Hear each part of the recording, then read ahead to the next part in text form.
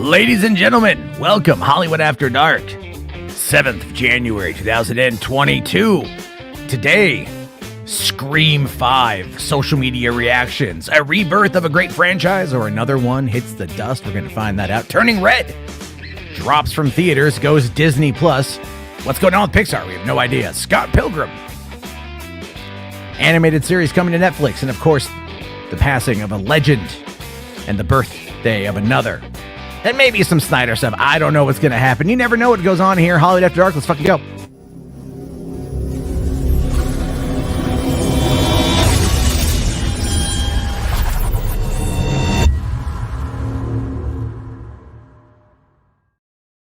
Hey, what's going on, everyone? How you guys doing? Welcome to the party. Sorry I'm a little bit late tonight. I was just over on Force Adversity stream. Got a last-minute invitation. Wanted to go over there and show my support to Dane because he spent a fair amount of time here last night. And there's one thing that has been kind of on my mind over the course of the past fucking 24 goddamn hours. It's been, you got to support your friends. You got to support your friends because they got your back out there. Especially if it's in like the YouTube space. There's a lot of craziness going on. Apparently I've been a bad boy. Apparently I've been a meanie. Apparently I've been, persona non grata. Apparently I am just the absolute worst is what is being said, today and all that kind of stuff. Some pretty goddamn fucking funny with how things have switched over, I should say. Carlos here says, wow, that was a fast switch from Force Adversity to Quad. Well, man, this is what happens when I'm 15 minutes late. I have more time to prepare. That, of course, is just what happens there. H-Barts, $2, says Max Rebo. Oh, he's switching up from Defoe. Now he's moved over to Max Rebo. Who's next, Dane?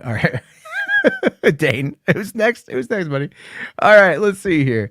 What happened, Matt? What's in the box, man? Fuck if I know. It's Pandora at this point. It's at this point. It's all crazy. But let's bring in Caden. He's joining me tonight. Who knows who else might be popping on in? Some of the regulars might be.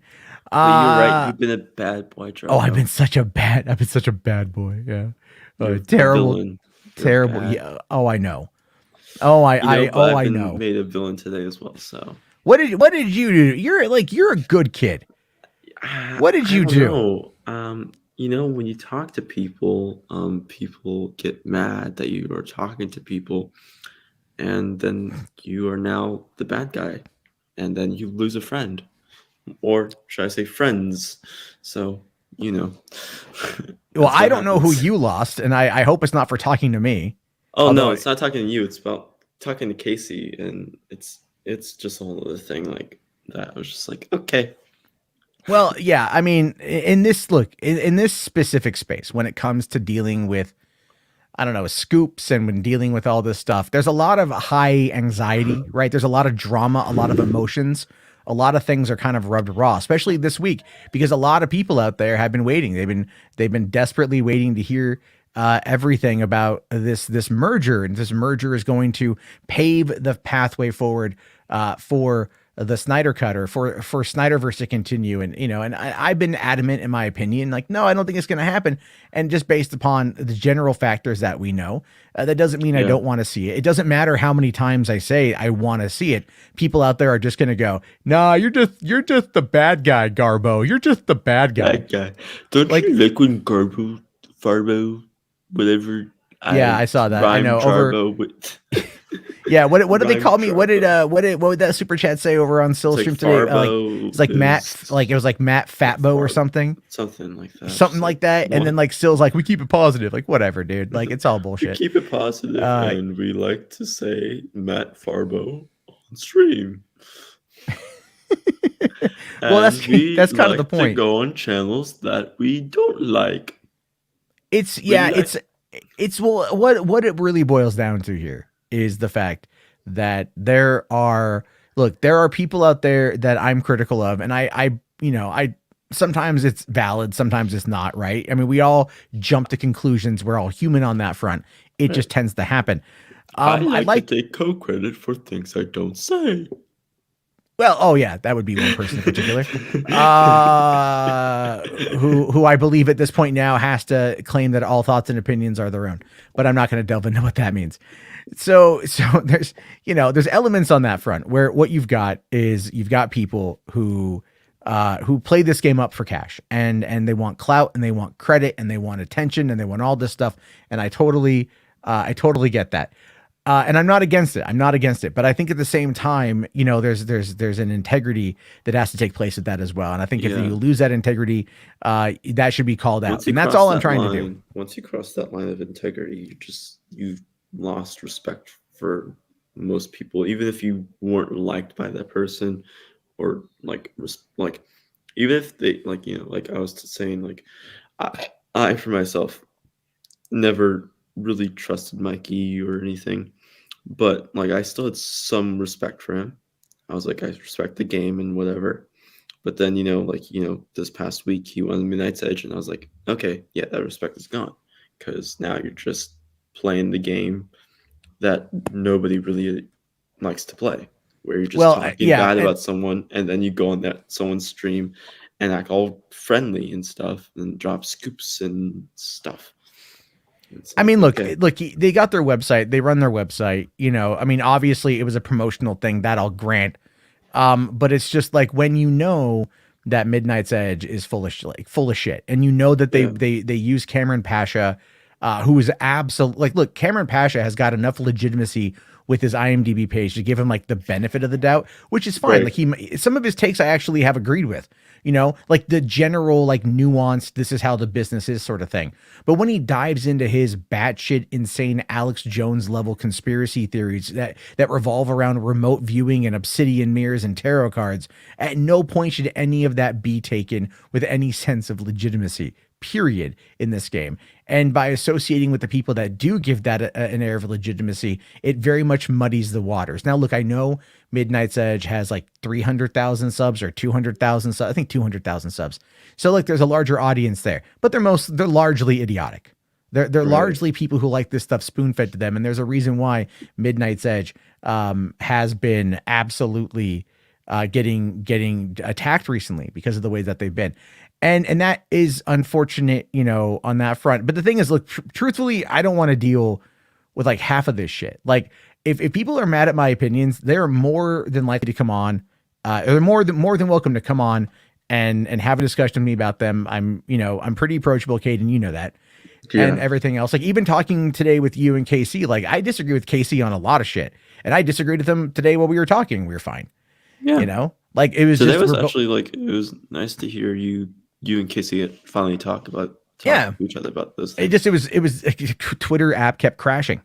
Yeah. It kept kicking me out. You talked about The Rock, and then the Twitter was like, you know what? Let's mess with this guy right now.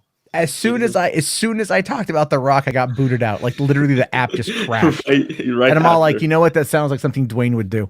That sounds like something Dwayne would do. You now. Well, no, one of my friends took that Rock, that little rap part that he did, and they remixed it as like a gay anthem, basically. Yeah. And like it got 2.5 million views on Twitter or on YouTube. And then YouTube censored it. And so like they just keep, and I'm like, dude, I think they're doing that like, in part because like I mean the content of it's pretty nasty, but but like I wouldn't be surprised. Though, like after like it was going good for like 30 minutes, and then we started talking about Black Adam, and then you started talking about The Rock, and then Twitter was like, no, let's not let this guy talk. Yeah, let's not do this. Yeah, let's just like get rid of him. Shut him up.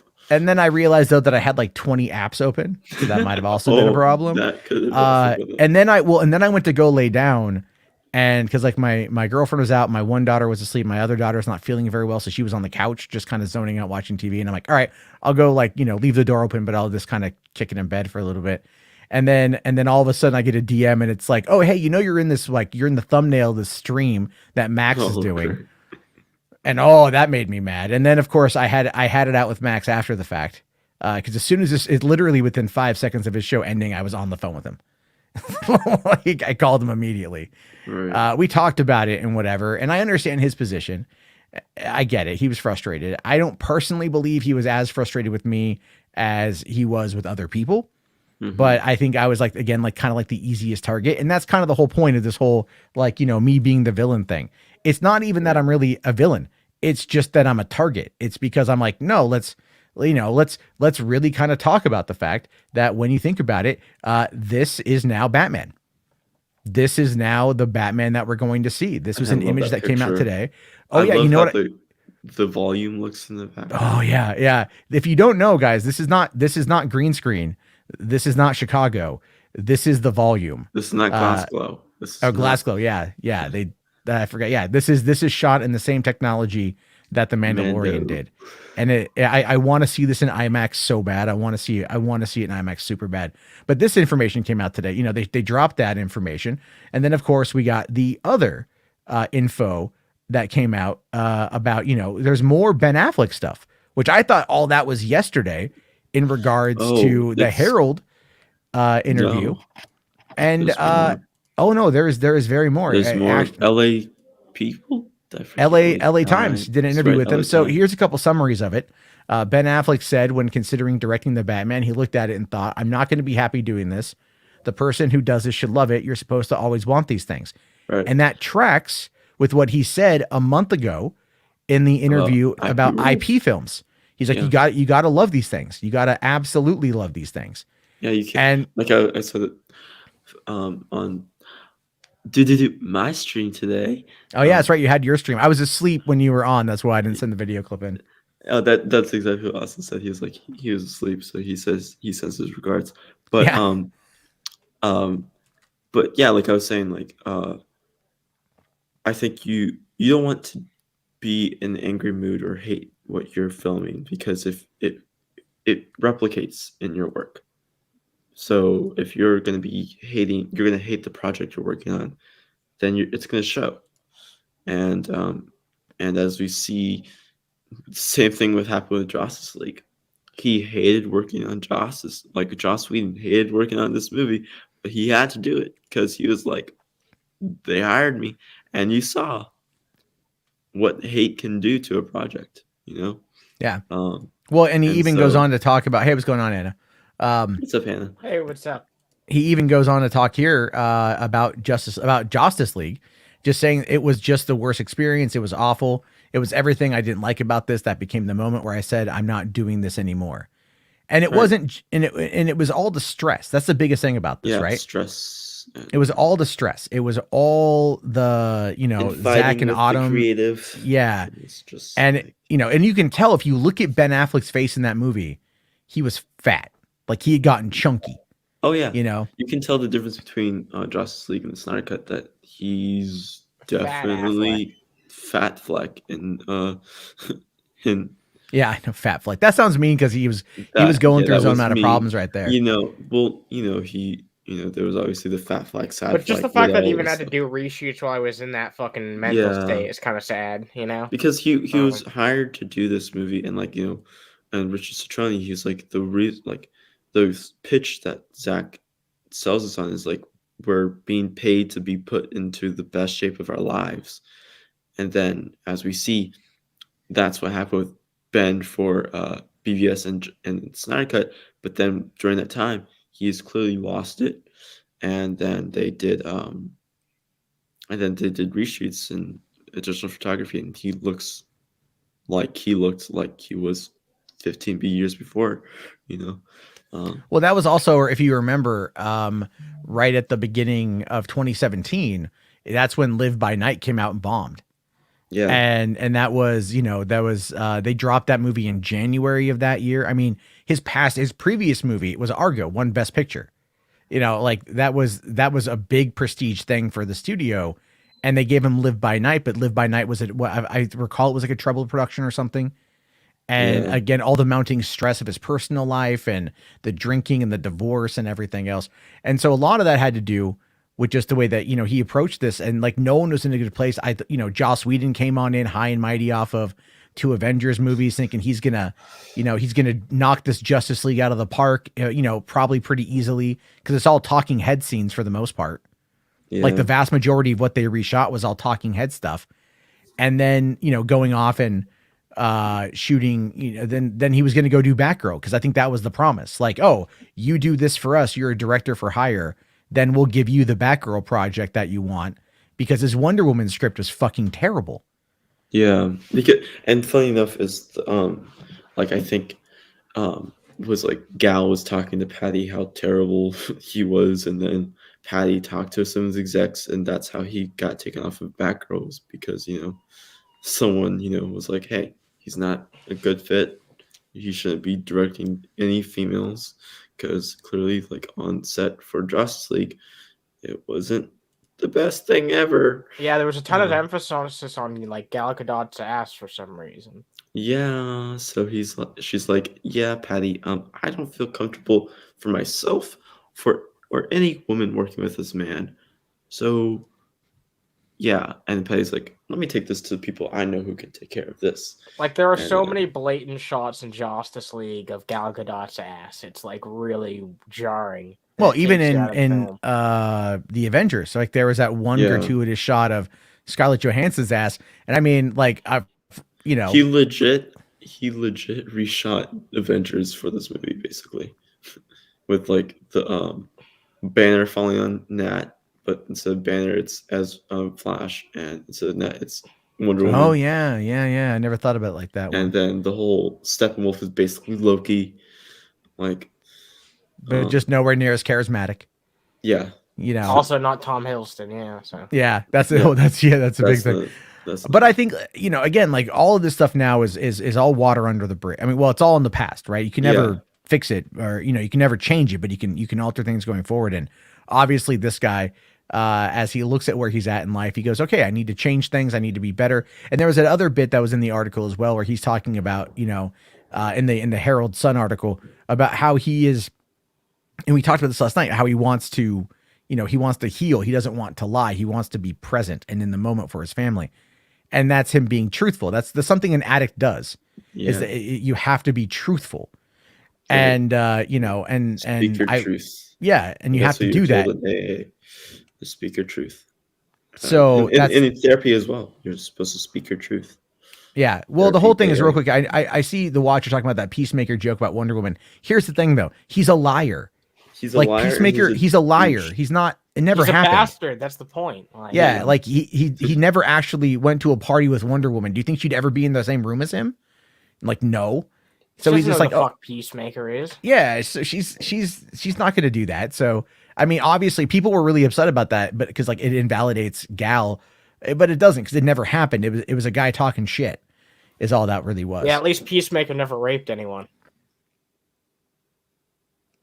Who? Oh, right. Yeah. Okay. Right. I'm like, hold on. Let me just. Like, hold up. Like, what? Yeah. It's like, hold on. Freeze frame. Wait, what happened? Oh, right. Yeah. Wonder Woman 84. Another movie we tried to block out of our fucking I can't believe that they fucking let that pass. I will never let that go. But the fact that they let that character participate in that type of thing is just. Well, look, I'll just say it. Maybe you want to brand me a bit of an MRA. Fine. I'll take it. To some people out there, men never can get sexually assaulted. That is true. There are people out there who believe that men will never, ever, ever be in a position to be sexually assaulted. It was the god of mischief thingy or whatever was dead, and his rock mate got one his rock mate. His rock. His rock. Yeah, there you go. There you go. His wish stone. His wish stone did all this. Well, let me. But here's the thing with that. The Duke of Deception. Yeah, there you go. But here's the reason why I bring that up is because when I woke up today, I had ended up, I was looking at what was trending on Twitter, and I saw Frodo was trending on Twitter. And I thought, like, that's okay. Like, why is Frodo trending on Twitter? And what it was is that people are arguing that Frodo and Samwise were gay, and trying to make the argument that Frodo and Sam were gay in the Lord of the Rings. Like, if you watch the movies, you can, I mean, there's no other way. Like, I wish you could hear my blinking. Like, yeah. Oh yeah. No, it's that total meme. But the thing with that is, though, is that male bonding, you can be like, you can love him. Like, a man can love a man platonically and not have it be sexually attractive. Having it be a sexual relationship. Of course. And that's like, it goes into this whole thing of like toxic masculinity where like, you can't have like good friendships with people because then you're sexually attracted to Yeah, everyone. I don't like that term just because I feel like it's a really bad optics terminology. But Yeah, yeah, it's no, you know what I mean though. Like, no, I get exactly. What the Yeah. toxic masculinity term? Yeah. Yeah. I don't think it should be called that. But like, yeah. Well, but hold on though, because I kind of had this discussion with my girlfriend. It is toxic masculinity by it being weaponized like that is using masculinity that's been denied in a toxic way, because that's the whole point. Is young men Yeah. and boys, and look, man, like this is fucking true.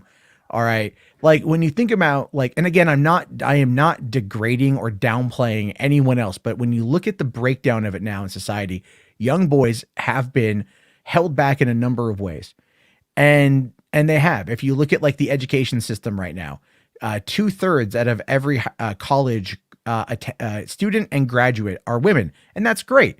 I'm glad women are going to school, but when it comes, to get the degrees and to get into the fields, and that's all great and that's all well and good. A big problem with the reason why men aren't doing it as much has a lot to do with also manufacturing jobs have left the country.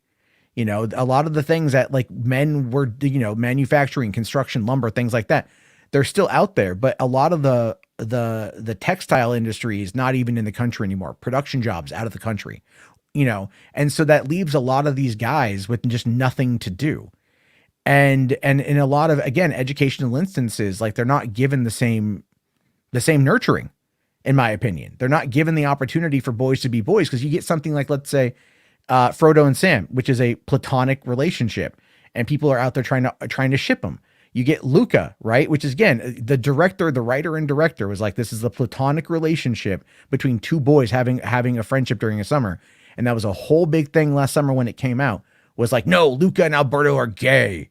And it's like, stop projecting this shit on I'm just telling you, it's like what it comes across is there's been such a denial of the young male experience, not in a toxic way, because masculinity can be positive if it's treated positively. You know what I mean? And we see this in a lot of this kind of stuff now. And it sucks because it's, I don't believe that it's fair to a lot of young boys, because they're different. They develop differently. And we just I feel like they get left behind. And I feel like in the discourse of things as time goes on, we kind of find ourselves looking at this conversation and going like, well, maybe that, look at you, like NEETs, right? Like you guys both know what NEETs are. Unfortunately. All right. So for those of you who don't know what a NEET is NEET, NEET. It stands for, it's in Japan, it's known as a herbivore man. Herbivore men don't want girlfriends or wives or partners, romantic partners. They just want to sit at home and play video games or read comics, and they're neat. They're just, they live a very isolated existence outside of the internet. And they are very much into, entertainment, electronically, things along those lines. Herbivores. Yeah. Herbivore man is what that's what it's called in Japan. That's weird, but okay. Yeah. But it's had an impact on society there. It's had an impact on the birth rate. The birth rate in Japan has been plummeting for years. Yep, and they're trying to fix it, aren't they? They're trying to fix it. They're trying to give you tax incentives to have children, because they understand that country is going through those problems. But it's like, so ask yourself, why is it that men are not wanting to have relations? Why they're not wanting to go and find work? Why are they not wanting? What is happening right now that is causing that particular problem? And why is it also happening here in the States? And no one ever wants to talk about the why of these situations. They always want to talk about the overarching part of it, which is it's just, and I think again, it ties into the fact that, there's, I think we have a problem with fatherlessness in this country. I think we have a problem with parents not showing up, and I think we have a problem with leaving kids behind.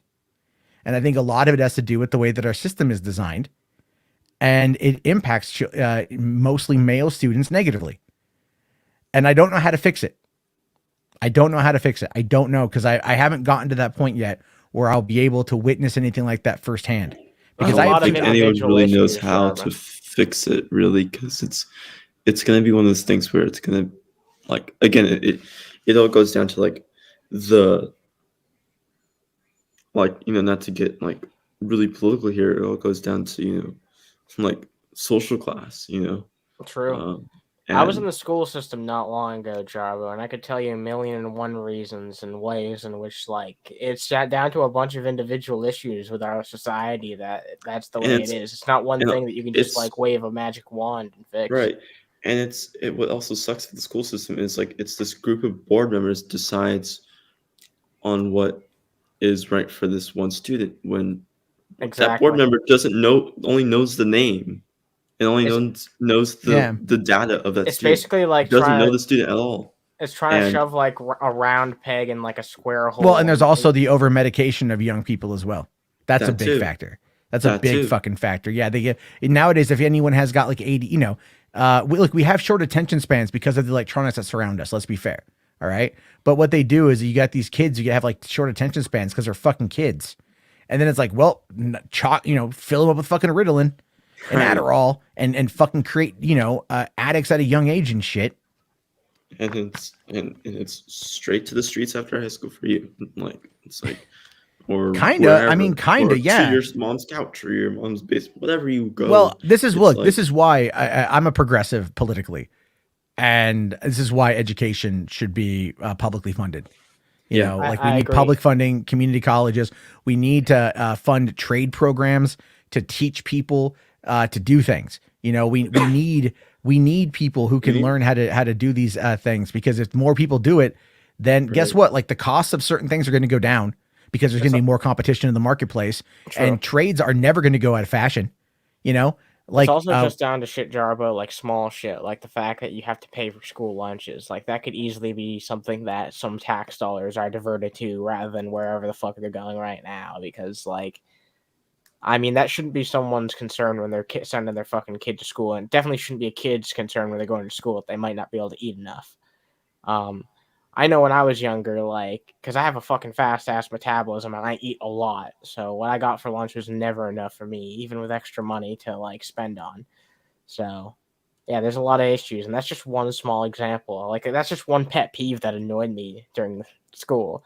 So think about all the other fucking ways. There's also a lot of things where it's like not only so every step of the way in your school career from kindergarten to 12th grade to then senior year of college, if you go to college, whatever, if you go to 2-year college, whatever, every step of the way, unless you're going to like community college, is either you or your parents are paying for it. It's one or the other. Yeah. And you don't like. Oh, and I the could have a standard whole fam- rant about that. There's a whole there's a lot to say about the There's a lot to say education about that. system and the cost And- of it.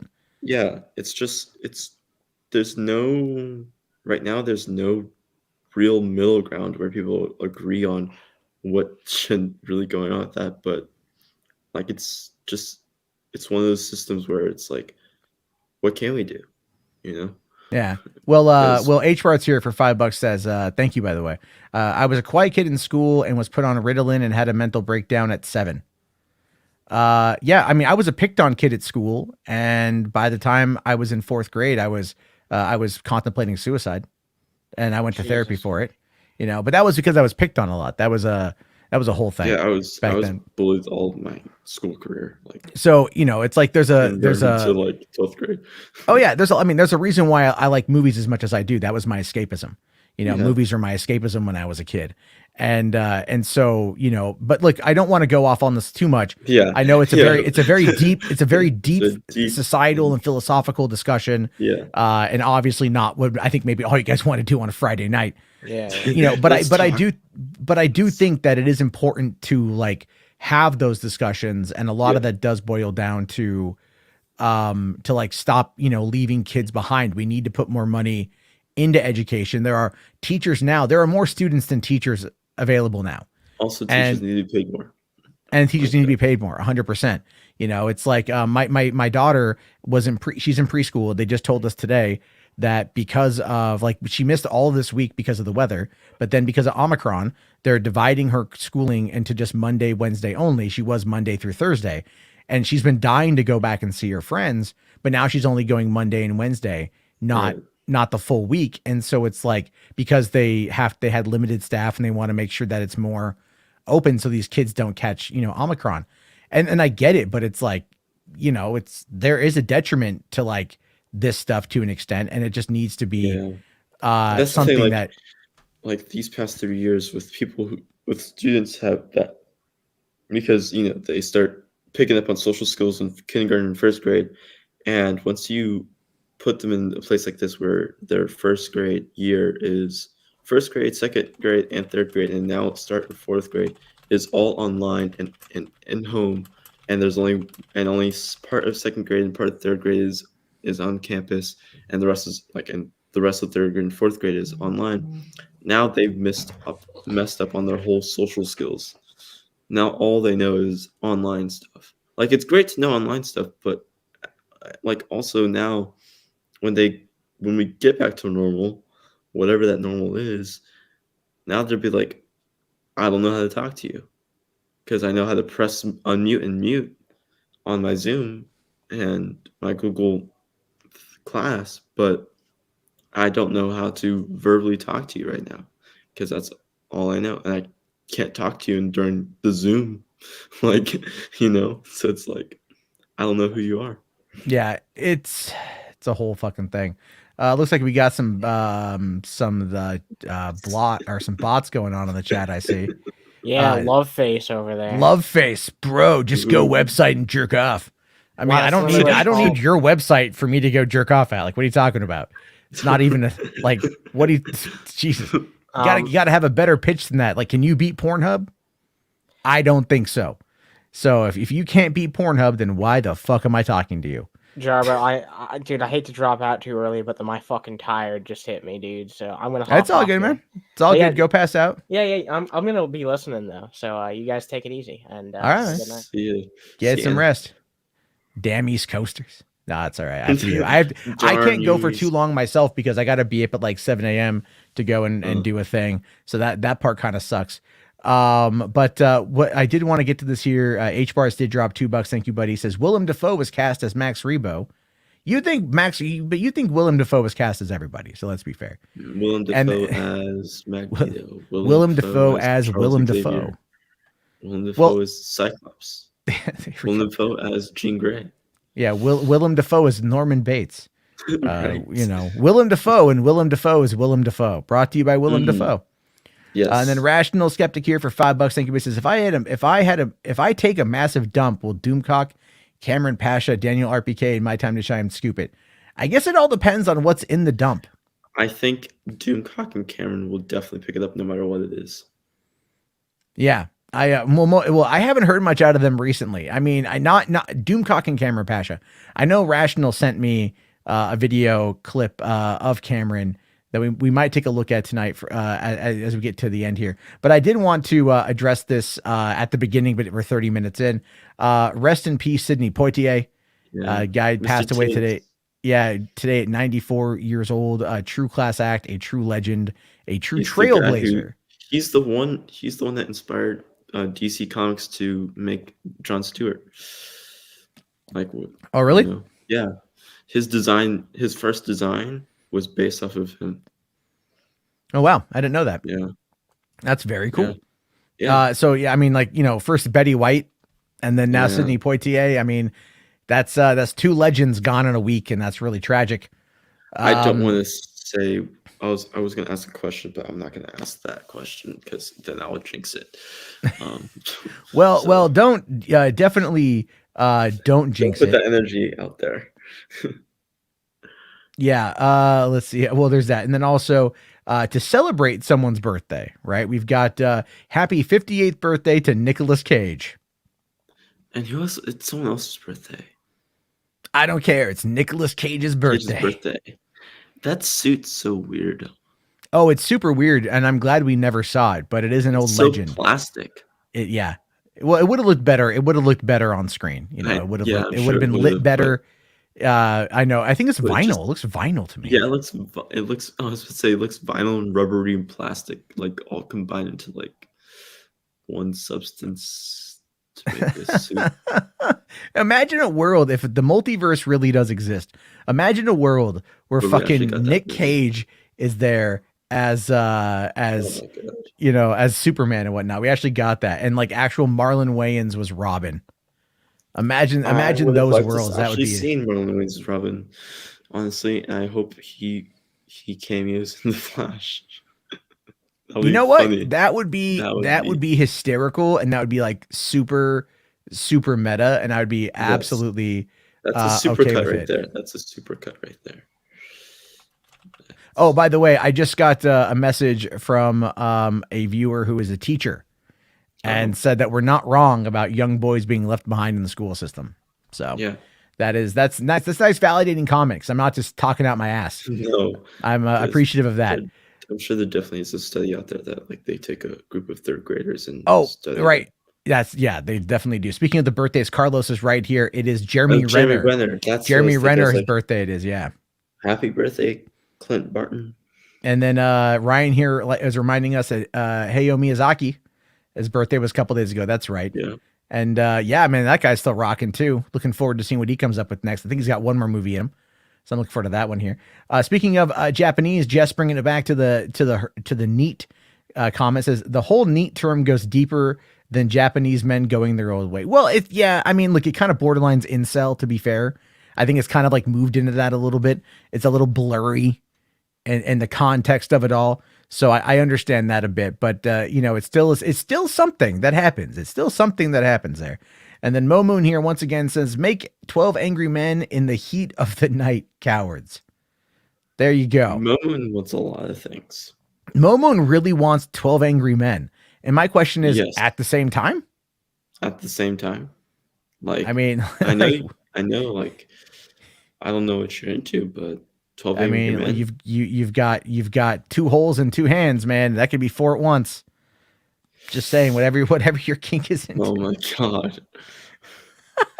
Oh my god. Jess here says, I hate the word incel. How can you hate the word incel? It is a real thing though. Like an incel is a real problem. I mean, look, involuntarily celibate, like it sucks, dude. Like I more people need to have sex. I've been very open about that. But people who become involuntarily celibate, like Elliot Rogers, who then become angry and weaponized by pickup artists and the cult that surrounds that entire movement, and how everything is women's fault, and that they're this perfect supreme gentleman, and women just don't see it because they just like to get, they all like to go and get fucked by the jock and shit. Like it's a very twisted and toxic mindset, and it takes insecurity and it just amplifies it, and then it weaponizes it. So the word incel, you may not like it, but it is a legitimate term. And it's a legitimate, it doesn't always apply to everything, but there are a lot. Look at the people like geeks and gamers, all those guys who get mad about Brie Larson and shit, right? Those are the kind of guys who are upset that they're never going to fuck Brie Larson. All right. Like, listen, I'm never going to fuck Brie Larson. And you know what? I'm okay with that. I've made peace with that. Like you may fantasize with it, but you at least you're never going to get that fantasy. Like, I mean, fantasies are best kept in your brain anyway. Yeah. I'm just saying, because it's like that old, it's like the old saying, like never meet your heroes. Like you might go, man, I think it'd be really fun to like get covered in chocolate syrup and fuck, and then you go and you do it, and you're like, oh my god, it's everywhere. It's so sticky. And it's like, what is happening? Like my pubes look matted, like it's just a dirty mop. What is going on here? And then what if you get hot chocolate like up your urethra, right? Or in whatever, that's gonna burn. It's like you see all these things in movies and they're not real. Like I even like porn isn't even real. You know how many fake cum shots there are in porn? A lot. Oh, it's all corn syrup. And like mixed with flour. It's like that was the same argument used for fake blood. It's all corn syrup. It's corn syrup. It's all corn syrup and red food coloring. So I was listening to the Scream guys talk about how they make fake blood for Scream, and like for the first Scream, they were like, "Oh yeah, it was corn syrup, coffee, and red food coloring." The coffee is to make it dark. And the corn syrup obviously thickens it, and then so like that's interesting. And they're like, oh, for Scream 5 they did that, and they also got like 5 different companies like blood. I was like, okay, that's cool. Nice. Let's see here. Dat Boy 22 says Nick Fuentes, one of the most notorious incels of the platform, admitted he's never had a girlfriend. That was a beautiful, beautiful clip. Because, like, for one, if you know anything about Nick Fuentes, you know the guy has never once even touched a boob. Oh no. And it's also probable that he is gay, and that's fine.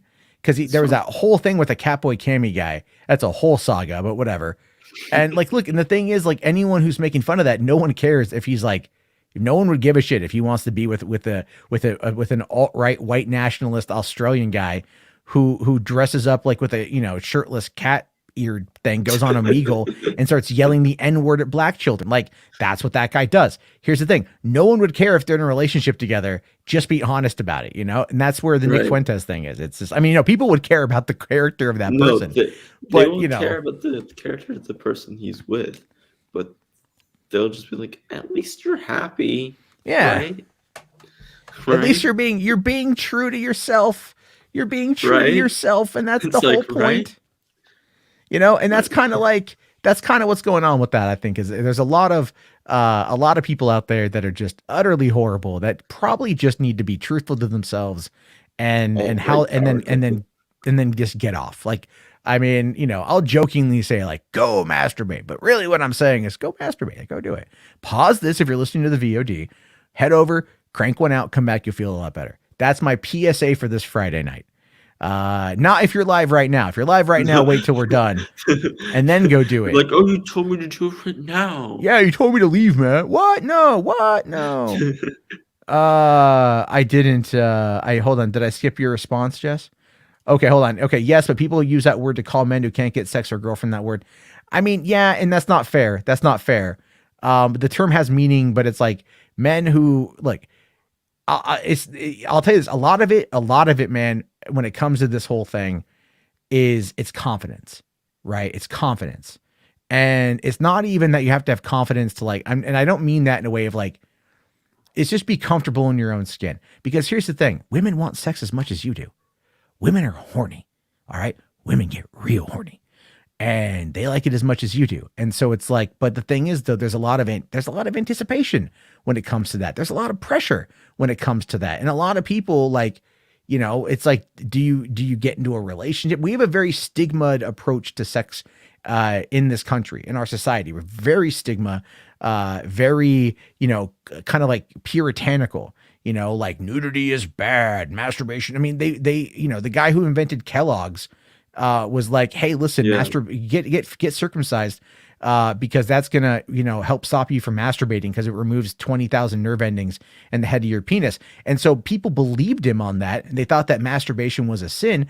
And so then that popularized circumcision in our culture, when it's like you're literally removing part of a male's anatomy that is like meant to help keep it's a reason for a foreskin. All right. It's like, if you're supposed to wear a helmet on your bike when you go out and ride, this is like a helmet for your dick for everyday usage. It is there to protect you. But hey, you know what? Throw caution to the wind. That's all I'm trying to say is like, it's all confidence, brother. It's all confidence. I can't tell you how to get laid. All right. I can't tell you how to get laid. That's all you do. But all you can do is just like, go like figure out who you are as a person and then find like-minded individuals. And you'd be amazed at like how many people out there like just want a bone. And here's the other factor on that one as well. You may not be whoever, you may have your eyes set on someone, I'm not saying like settle, but I mean like, we kind of have this idea where it's like, we see the hot girl across the way and we're like, oh yeah, that's what I want. And you're like, but is she going to like me? Well, here's the thing. I'll tell you a tip on this one. Extremely attractive women are generally pretty fucking lonely. You know why? Because dudes are too intimidated to talk to them. I hear about that a lot. When I was in LA, that was a thing. But a lot of people out there, it ends up really, it ends up being a thing. Hold on here. Andrew here says circumcision improves hydrodynamic performance. What am I pumping for water?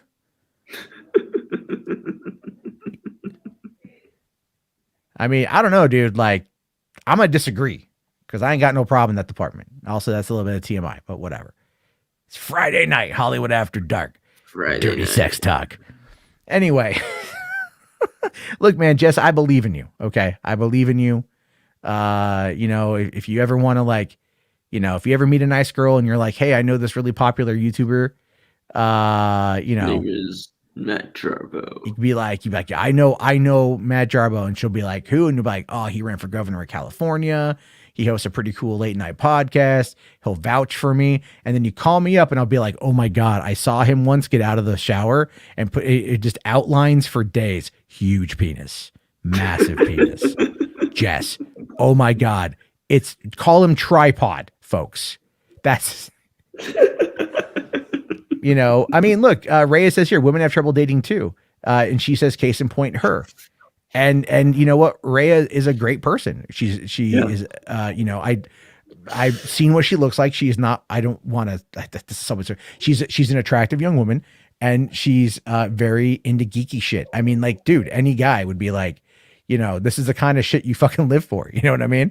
Like, this is, I'm not trying to put her on the spot, but it's like you go to conventions and you meet people like that, or you're into, mutual shit. Anyway. So I don't want to put like Rhea on the spot or nothing like that. And I feel bad if I did. I really apologize. I'm just trying to like collectively say, like, everyone out there has fucking issues. Okay. And a lot of it is just confidence and all that shit and all that stuff. That's really what it boils down to. Anyway, let's talk about Scream, because I don't know where the fuck to go with this shit. And screaming is, there you go. We'll screaming. Yeah, sure. Screaming might be. Oh my God. I mean, listen, look, if you can make him scream, that's a good thing, right? Well, I mean, actually, hold on, let me take that back. It depends on the type of screaming. Generally, look, sex is not like the movies. Good scream, then yes. Look, sex is not like the movies, though. It's not like the porn movie where it's like, you stick it in and then it's like, oh my God, it's like, it doesn't work that way. There are usually a lot of really odd liquids and some smells, and you're like, okay, you know what? Like you dive in face first, and you come out and you give it your best. Give it anyway. Your all. Don't give it your all. I don't know. I do not know where to take that conversation at this point. Geeks here says I should have played Fortnite. That's a fucking lie. But show me your foreskins. Show me your foreskins, Geeks. What's your favorite foreskin? Is it Mando? Is it Boba? Is it Rick and Morty? Like I'm scared watching, and I'm the watcher. Whatever, man. You guys like coming by here and hanging out. You guys all know. You know what you're into. You know what you guys are getting into when you meet Jarbo. There was a great line from the second season of F is for Family where it's a flashback scene and Bill Burr is talking to Laura Dern when they were, they're talking about like when they were younger, and she made a comment about him and he goes, "You knew what you were getting into when you let me get into you." It's true. Anyway, he says, LMAO, I got Daredevil. All right. So you got a red foreskin. You may want to put some lotion on that and let it dry for a couple days. It's blind too, so you can't really tell what it's doing. It's got echolocation. That's terrible. I mean, it's got echolocation. That's technically it's a one-eyed cyclops, so it's kind of like like you're snake God. With a turtleneck. All right. Moving on. Dat Boy says my favorite foreskin is my Boba Fett skin. Nice. Based. So it's green and red and yellow. And beat to shit. This has gone to another whole nother conversation. Oh my God. CW here says, I'm about to scream with no chud watch. Well, you never know what's going to happen. A lot more stuff to get to here. So, yeah, Brian here. Okay, back on point. Ryan keeping us on point because Ryan is a good guy. Mm-hmm. Says kind of interesting. The fifth film is just called Scream. I think the M is supposed to. Isn't M Roman numeral of M5? No, a V is 5. V. A Roman numeral of M is something is M, and it was like 5. And I was like, okay, that's cool. If they're trying to do. I'm like, but 5 cream, 5's like the 5. No, I thought it was like I thought the 5 was the S, like same. S. I thought that would have been perfect. I don't know. I mean, look, they called the 2014 reboot of RoboCop. You know, I mean, okay, no, 2009's kind of soft reboot or relaunch of Fast and Furious wasn't called The Fast and the Furious, which is what it was called in 2001. It's called just Fast and Furious. That's what number 4 was, and then 5 was Fast 5, and then I think 6 was like Furious 6, and then Furious 7, and then what was it? The Fate of the Furious or whatever. And then and then Furious 9. It's just like your titles, man. My favorite is still Too Fast, Too Furious. I'm sorry, that's still just an epic thing. I definitely loved it. Yeah. I mean, all right. Geekster says, but my foreskin main is Harley Quinn Jarbo. Even ask Kaden and Saggy. They'll tell you. That's true. That's good, man. That's good. So do you dress yours up like a clown and then have it get beat by the Joker? There you go. That's the thing. Anyway, here. So according to the Slash Film article, I wanted to talk about this last night, but things got a little bit crazy. Says that Scream Early Buzz, the 5th film, is a bloody good time, and I'm really excited for Scream. I'm really excited too for Scream 5. I've like, funny thing is, I only watched the first 2. I didn't really watch 3 and 4. No, actually, I lied. I watched the first 2, and I think I watched the 3rd one, like probably half of it, until recently, and then I watched all 4 like back to back on the watch party. So yeah. Oh, okay. No, I liked it. I like all 4 of them. I think 3 was like, I've only seen 3 one time. 3, because the crazy thing about 3 is that you can tell that, because 3 was supposed to reveal that Stumacher was the big bad of the whole trilogy, and like he's taken to like the hospital and the prison, and then he has like a ghost face cult that's outside of the prison, and then 3, it was going to reveal that he's really the mastermind of it all, and that he, it's like, but then that that was the guy who they believed killed Sydney's mom. Stumacher and Billy Loomis. Okay, yeah. that was Liev Schreiber, right? Liev Schreiber was Stumacher, wasn't he? No, Liev Schreiber was Cottonmouth. Cotton Weary was Cotton. Oh, right. Was that in number 2? That was in number 2. He was in number 1, but he was like on a TV screen. But he was in number 2 and 3. And 2, he was and 3, he was like the first kill in 3. Okay, when I saw number 3, that came out in 2000, and I was 18, and I took a girl. The very first date I went on when I lived in San Diego is I took this girl named Ada to go see it. We had a really good time, and the problem with that though is we it's one of those things where it's just you're awkward teenagers or whatever. Well, here's the thing: is about 2 months after because we graduated high school like the next month or something like that, and then about 2 months afterward. She was murdered in a drug deal. Yeah, she was murdered in a drug deal gone wrong where, well, it wasn't even that. What happened was she had met a guy on like Yahoo Chat who was like, had taken her, they had kind of been hanging out a little bit. They weren't really dating. And he was a meth dealer and he had stolen meth from another dealer. And that dealer showed up and gunned them both down. Wow. Well, her accidentally because it shot through the guy's hand and killed her. I felt terrible when I found this out because like I was too I was too fucking afraid to like ever like ask her out again. Like I was too scared to do that shit. So when I found that out a few months later, I was like, oh my God, like of course it's not my fault. That's nothing I can do about it. That type of thing where it's like you're like, is it though? Like, is it my fault? Yeah, should I have called her like that? Yeah, because the last time I remember seeing her was we passed each other in it was lunchtime at high school, and she was walking by. She saw me and she smiled, and I smiled back, but I never said anything, and she never said anything, and it was really kind of dumb. And again, it's all about confidence. I mean, all this shit's about confidence. What I'm trying to say. At least your last memory of her is her smiling. Yeah, but I didn't know her very well, so it's kind of like, I mean, it's one of those things where it's like, it's weird. It's been over 20 years now, unfortunately, and and this, I mean, but it's tragic, but that's what happened. But it's not that it's connected to Scream, but it's just that's what happened after I saw it. So I never actually went back and watched Scream 3 again because that's my memory of it, and I just kind of felt sad. So I need to go and rewatch them all. I guarantee you, I'm not going to have time this week to do it.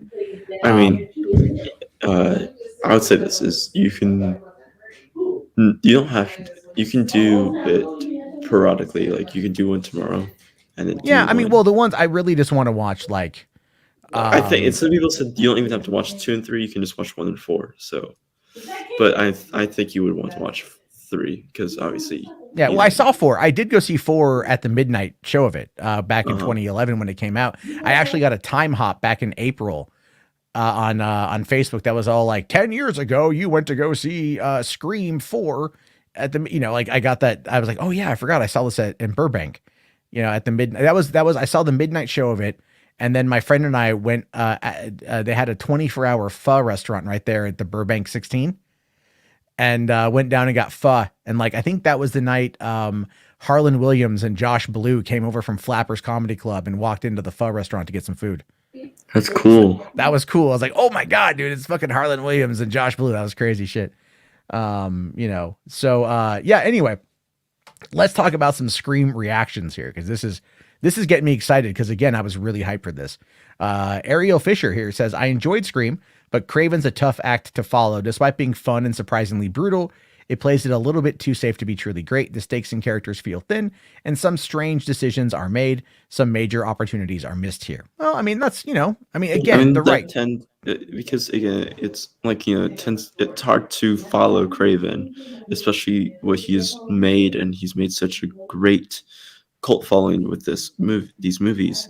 So it's definitely hard to follow. But like, I'm part of that Scream Discord, and hearing them talking about this movie, it was really like, it was, since they're both fans of the movie, and they went back with some of the old scripts, went through 2 and 3, and like talked to the original screenwriters, and they both hashed it out, and I was like, okay, they're very passionate about this, so I have faith in them.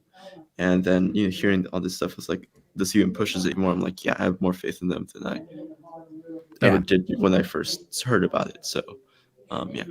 Yeah, that's right. Spherical Manor says Scream 3 also had a Jay and Silent Bob cameo. Yeah, they did. Yeah, And they made Gail Weathers. They made $1,500 each doing that. Yeah. And that was when I forget it might have been in I think it was maybe it was My Boring Ass Life by Kevin Smith that he talked about that. And there was a line where Jay Muse was all like, man, $1,500 for like one day worth of work. Could we just do this all the time? Right. Nico Martinez, it's on their Twitter. I didn't know. I didn't know there's Discord going on. I might have to dive into that. Yeah, I think they posted a new link today for the Bloodmakers AMA. All right, I'll have to go give that a shot, because I do like Scream. Eric Davis here, though, Nothing But Love, says the new Scream is a blast and my favorite since the original. There's some sharp writing here, a nice balance of well-crafted scares, and amusing commentary on modern horror. It also pokes a lot of fun at itself, too, while remaining a bloody whodunit and a damn good time. I'm a fan.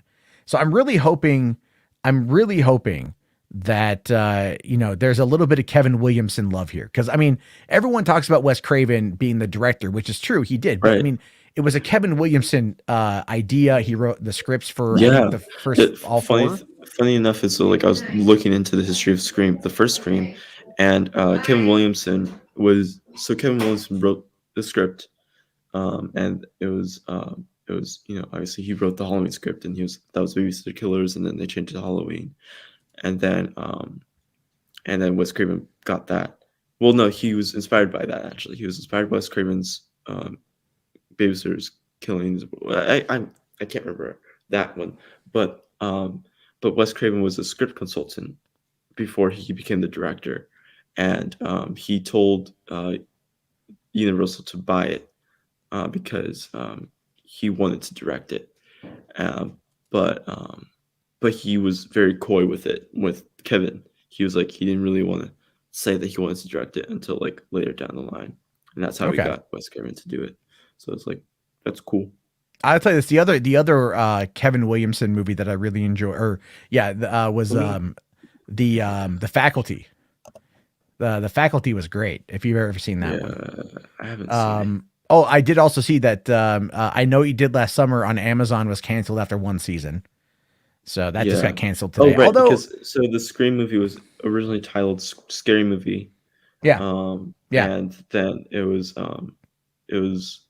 a new story he was influenced by the news story of the Gainesville Ripper, and then but he also wrote the script for Teaching Mrs. Tingle, and then I and remember then that one. I remember that one. it was in developmental hell for like a while, and then then by 1995, Williamson finally got a script agent for it, and then the script agent was like, this is a script impossible to sell, because how gory and stuff this is. So he went to Wes Craven to help him like basically tone it down a bit, and then Craven said no, keep these parts. Your agent doesn't know what he's talking about, and then he went to Miramax, and then Miramax was trying to convince him to sell it to them. And it was like a bunch of back and forth on that, and then finally the Weinstein brothers bought it, and then went to Universal, and then Kevin Williamson was like, "Oh, Wes Craven," and Wes Craven's like, "Yeah, I've been trying to get this script for the past 2 years, dude. Even though I told you the first time I didn't want to do it, but now I do." I miss Wes Craven a lot. Oh my god! And he was, and funny enough, is Wes Craven was the one that gave the idea to Kevin to rewrite some parts of it to give Scream a second killer, more more of an ambiance to the teens, and more, and the whole pressure of Stu, aka Matthew Lillard, to be the killer. Okay. So it was definitely like in the end, it was definitely a partnership between Wes and Kevin. And okay, and then they collaborated a lot actually. Like, they did. What is it? One of my favorites though is Cursed that they did, which was the 2005 werewolf movie that they did, and I really enjoyed.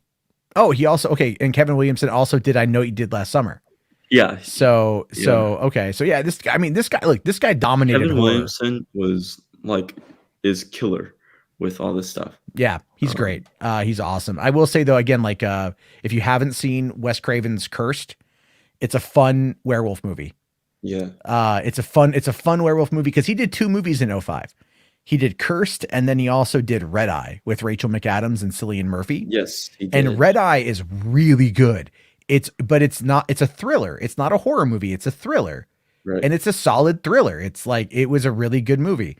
And so, yeah, I mean, I like that he was able to show his versatility as a director in regards. I also see, for me personally, one of my favorite Wes Craven films is The People Under the Stairs.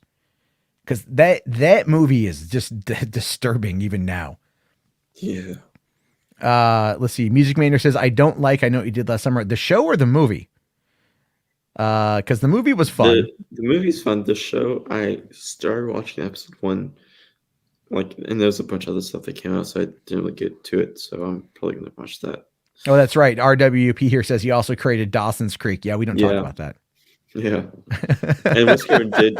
Funny thing is, H. Schwartz is right that Wes Craven did give Johnny Depp his start. In The Nightmare. Yeah. In Friday, what was it? Is it Friday the 13th, or is it? Let me see. I think. Well, how did he give him his start on that one?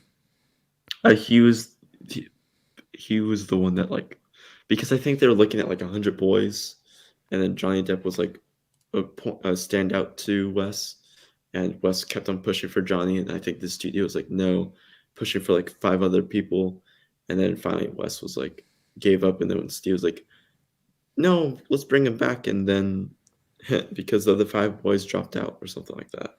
Oh, because I mean, I'm looking at I'm looking at the at his IMDb. I'm just not seeing A Nightmare on Elm Street as being on here at all. So yeah, so that's where I'm like, I don't know. I mean, not to say that it's not true. Man, he passed away because, a little over 6 years ago. Okay, so Johnny Depp was another unknown when he was cast. Initially accompanied his friend Jackie Earl Haley to an audition. Depp wound up cast in the part Glenn. According to Depp, the role was originally written as a big blonde beach jock football player guy. far from his own appearance, but Wes Craven's daughter picked Depp's headshot from that set. He showed them. Depp got his own nod in the cameo role in Freddy's Dead, The Final Nightmare as a man on TV, later in the Freddy registration intro. In clips earlier films, Charlie Sheen was considered a role but allegedly wanted too much money, and that Benson states that they did in fact offer the part to Sheen, but he passed on it to the agents, demanding twice the amount. Mark Patton, who would later be cast as Jesse Walsh, was also considered for the role. John Cusack, Brad Pitt, Kiefer Sutherland, Nicolas Cage, and C. Thomas Howell was also. Okay.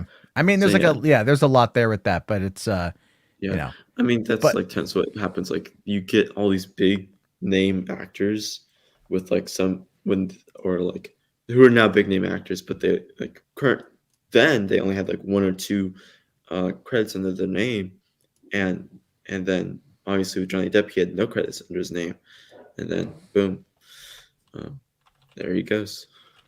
Yeah. Well, that's pretty cool. But let's get back to this right here. We kind of deviated for a little bit. Nate Adams here says, Scream is a bloody good time and serves as a touching homage / continuation to Wes Craven's iconic franchise, and features some of the gruesome, most original killings in the series. Legacy cast perfectly blends with the fresh meat. Jasmine Savoy Brown is the MVP. That's pretty good. The Bloodmakers did say that there was one kill that they had to do in this movie, that one of the Bloodmakers got inspired from his work on Rambo 3 to do. Nice. So I was like, that's interesting. And so I was just watching all the Rambo 3 kills, and I think I know exactly which one, but it's probably going to be more brutal than the one that I think it is.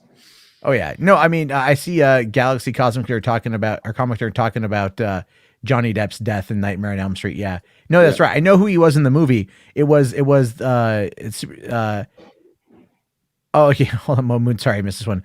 VH1's Behind the Blow, Hollywood After Dark in a couple of years. Probably. Oh my God. Probably.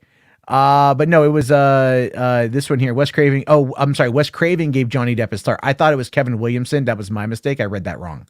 So yeah, no, totally, absolutely did. And good on him for it, right? So, what is this one here? John Negroni says, Scream is a fittingly loud, bloody good time at the movies. It takes a knife to the heart of the modern requel machine, elevated horror, and toxic online fandoms. Seriously, no major film franchise is safe. This is Scream at its best since the first sequel, easily. All right, so skipping over 3 and 4, but I can get that one. Megan Navarro here says, what a welcome return to Woodsboro. Scream is a razor-sharp, bloody introspection on the genre and Wes Craven's legacy. All the feels and one hell of a genre start to 2022. My horror heart is so full. That's here's one, and Wes would be proud. That's awesome. I mean, like, you know, I don't know who Joel Mears is. I don't know what he's done. You know, but I mean, that's kind of at the end of the day what I want, you know, and a lot of people seem to like this too. All right, let's see here. Heather Wixon says, as someone who has been in love with this franchise for a little over 25 years now, I totally and completely love Scream movies.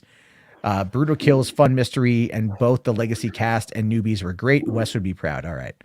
So obviously there's a fair amount of love for the originals, and you know what? I mean, I'm really wondering which of the original cast is going to get taken out back and beaten with a stick this time. Because if you're coming back after all these years, not everyone's going to make it out alive. I think because in the trailer, like someone pointed this out, that like in the trailer, there's a really like a dual kind of scene between Dewey and Ghostface in the hospital scene right there, on the lower left one, and like he's dropping bullets and then like they're like face to face. So I was like, maybe I was theorizing like they always like slashers, horror, whatever. There's always the scene where one of the heroes that, you know, who's been around for so long is killed in the duel, and you know it's like the thing where he shoots Ghostface, and Ghostface Ghostface falls down. Dewey realizes that he's stabbed in the gut, and Dewey, you know, of course, you know. Yeah. Well, I mean, Dewey's almost died so many times now, and you know, the fake out deaths and stuff, and yeah. And so it's anything like, could happen. When Dale and Sydney come to his aid, and then Ghostface is laying there, and they're talking to Dewey, and Dewey's like having his emotional speech, and Gail's like, "Don't die on me," and da da whatever. And then they look back, and Ghostface is gone, run off with his knife and somewhere else, and then it's like, okay, yeah, I don't know. Well, I mean, yeah, that's probably what's getting like the big third act death. Yeah. Spherical Man here says, I forgot, is this new Scream in theaters only, or is it also on streaming? It's in theaters only. And it's tracking for like a 40 or I think or $50 million opening weekend. Like a 45, 55 million. Yeah. That's pretty good. That's good. That's pretty good. Good. This is from the premiere. I literally just tweeted, retweeted Eric Goldman's tweet about this too. Oh yeah, no, that's where I saw it. I was quickly checking Twitter and I saw you retweet this. So this is the cast. You know, we get to see the returning three right there. Although then, the one next to David Arquette is I know her name. I can't think of it right now. Yeah, she's in Scream 4. Yeah. She was also Wendy Peppercorn in The Sandlot. Judy, I think her name is Judy because it's Judy? It's like Marnie or Marley or she was I know who she is. I just like she made lemon bars in the fourth one. Yeah, I mean, so obviously it looks like there's a lot of people that seem to be really enjoying the Scream so far. I mean, and the big reveal is Kincaid is back. I don't know what the big reveal is going to be. I'm excited for it for whatever happens. But I think the other part of that too is, you know, don't listen to this Spotify album, guys, if you don't want to be spoiled. That's what I've been told. Don't listen for me, it's again like the directors are who I'm interested in because I think Ready or Not is a fantastic film and I want to see what they bring to the table.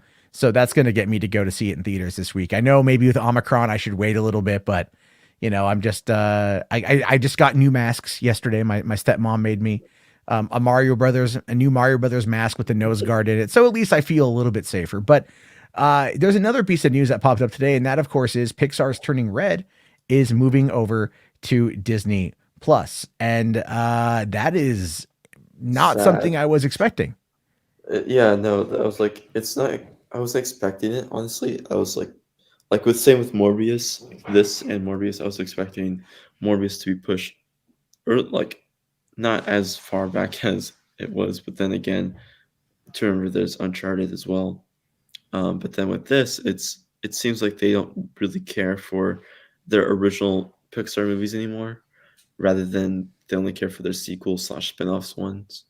Well, I saw, I think it was Viewer Anon today, had made a comment about how like, the you know, the Pixar movie about a black jazz musician and about an Italian boy and about an Asian Canadian female all get pushed to, you know, to streaming. But the one about the white male action hero stays the same. And I'm like, all right, like I get what you're trying to say there. But well, no, I mean, I don't even look at it like that because I understand the argument that's being made.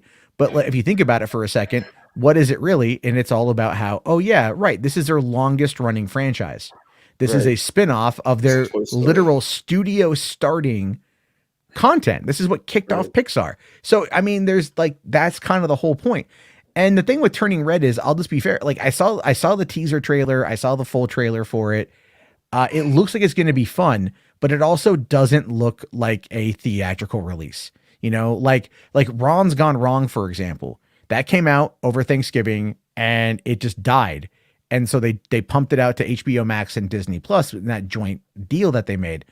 And we've watched Ron's Gone Wrong at least 15 times. It's a solid movie.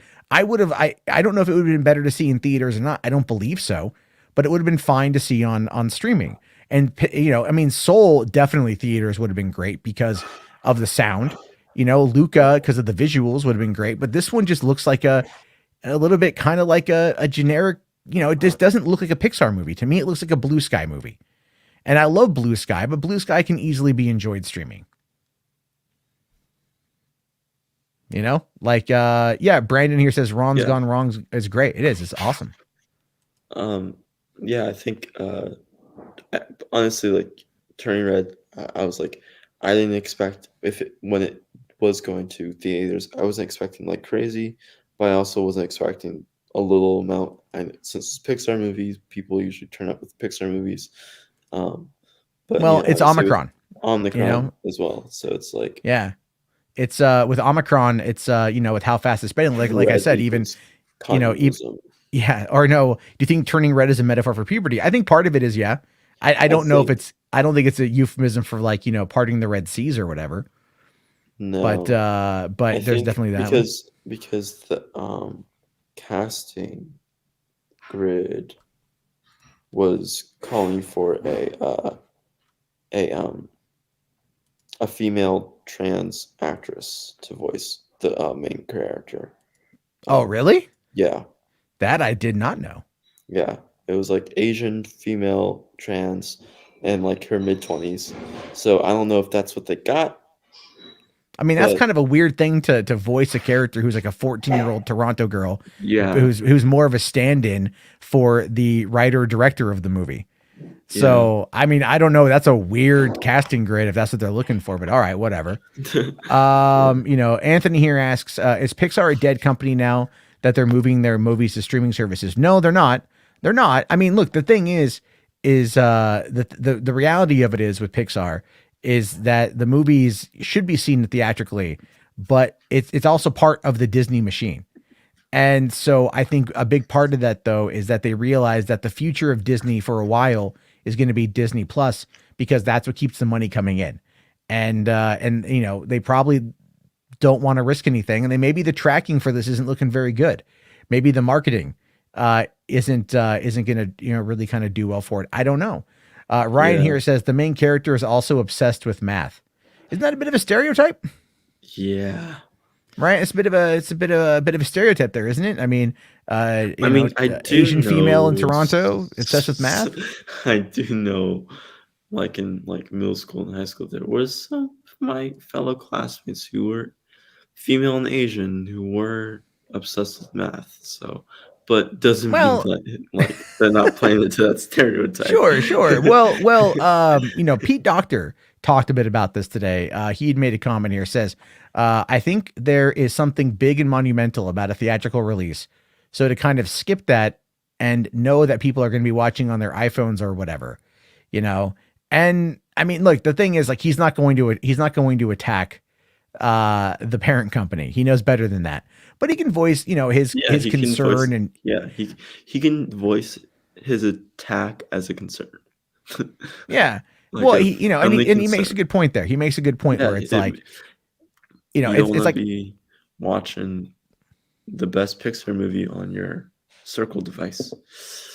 sure. I mean, look, the thing is, I'm not going to watch it on my fucking phone, but if I watch it on No. my fucking phone, I'm still watching your movie. And it's like, look, it's like, I hate that kind of shaming over that. I understand Yeah. that these movies are designed, it's like if they were like, like, what is it? If someone's like, I watched Zack Snyder's Justice League on my phone, I'd be like, well, I feel you're missing out on a lot, but at least you watched it.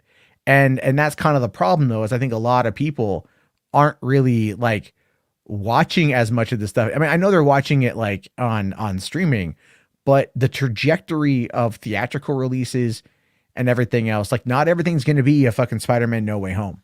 Like even though Scream kind of feels like it's going to be a Spider-Man No Way Home type scenario by bringing back the old cast and integrating them in the new and everything else, not everything is going to pull in those kind of numbers. And I just think Turning Red is the kind of non-franchise property that may not be as good. Like I'll tell you, I just watched Coco for the first time the other day, and it was okay. It was all right. Like it wasn't my favorite.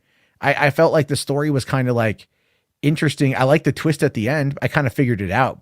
I didn't figure out the particulars, but I figured out what it was, like who was going to be the guy, Right. And it I was a think cute movie. Like the ending was yeah. really cute.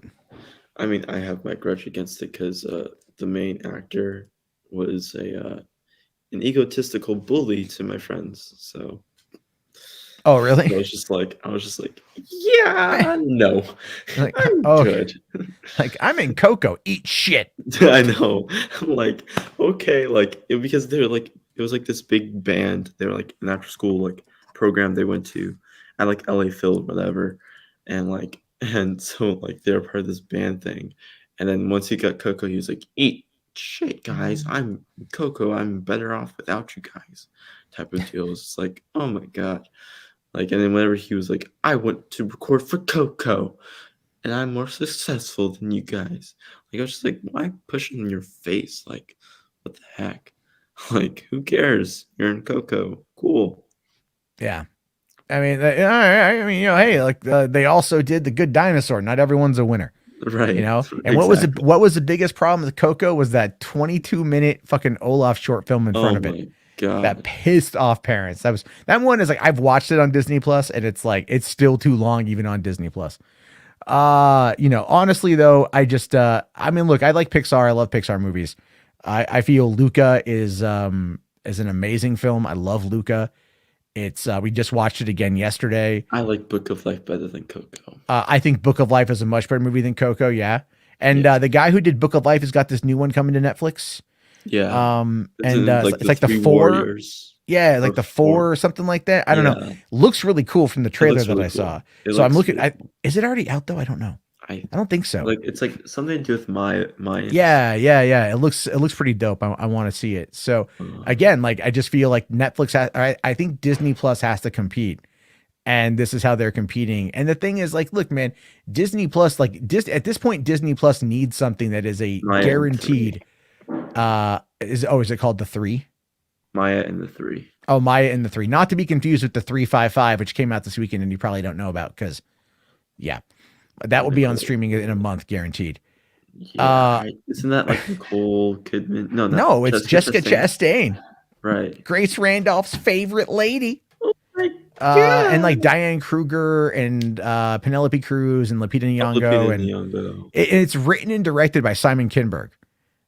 Oh, great. The guy who, yeah, right? Someone was saying, it's another one of her imperialistic propaganda FBI CIA films. I'm like, oh, great. Great. Because she was in Zero Dark 30, that gigantic heaping pile of ass. Yes. Jesus Christ. Everyone's like, she's trying to recreate it and do better with this one. Like, oh God, if that's the case, then get out of my face. I mean, I'll probably end up watching 355 when it goes to streaming there, because that's kind of the whole point now. I was like, well, do I really want to go and like waste my time? I mean, I'd rather go watch No Way Home again. Although Rational here brings up a question: why didn't Sony do day and date for Morbius on Disney Plus instead of delaying it? Well, because it wouldn't be Disney Plus; it would be Netflix. Because Netflix has the first streaming window. Yeah. And then which is like and then Disney Plus has the second. Same with No Way Home.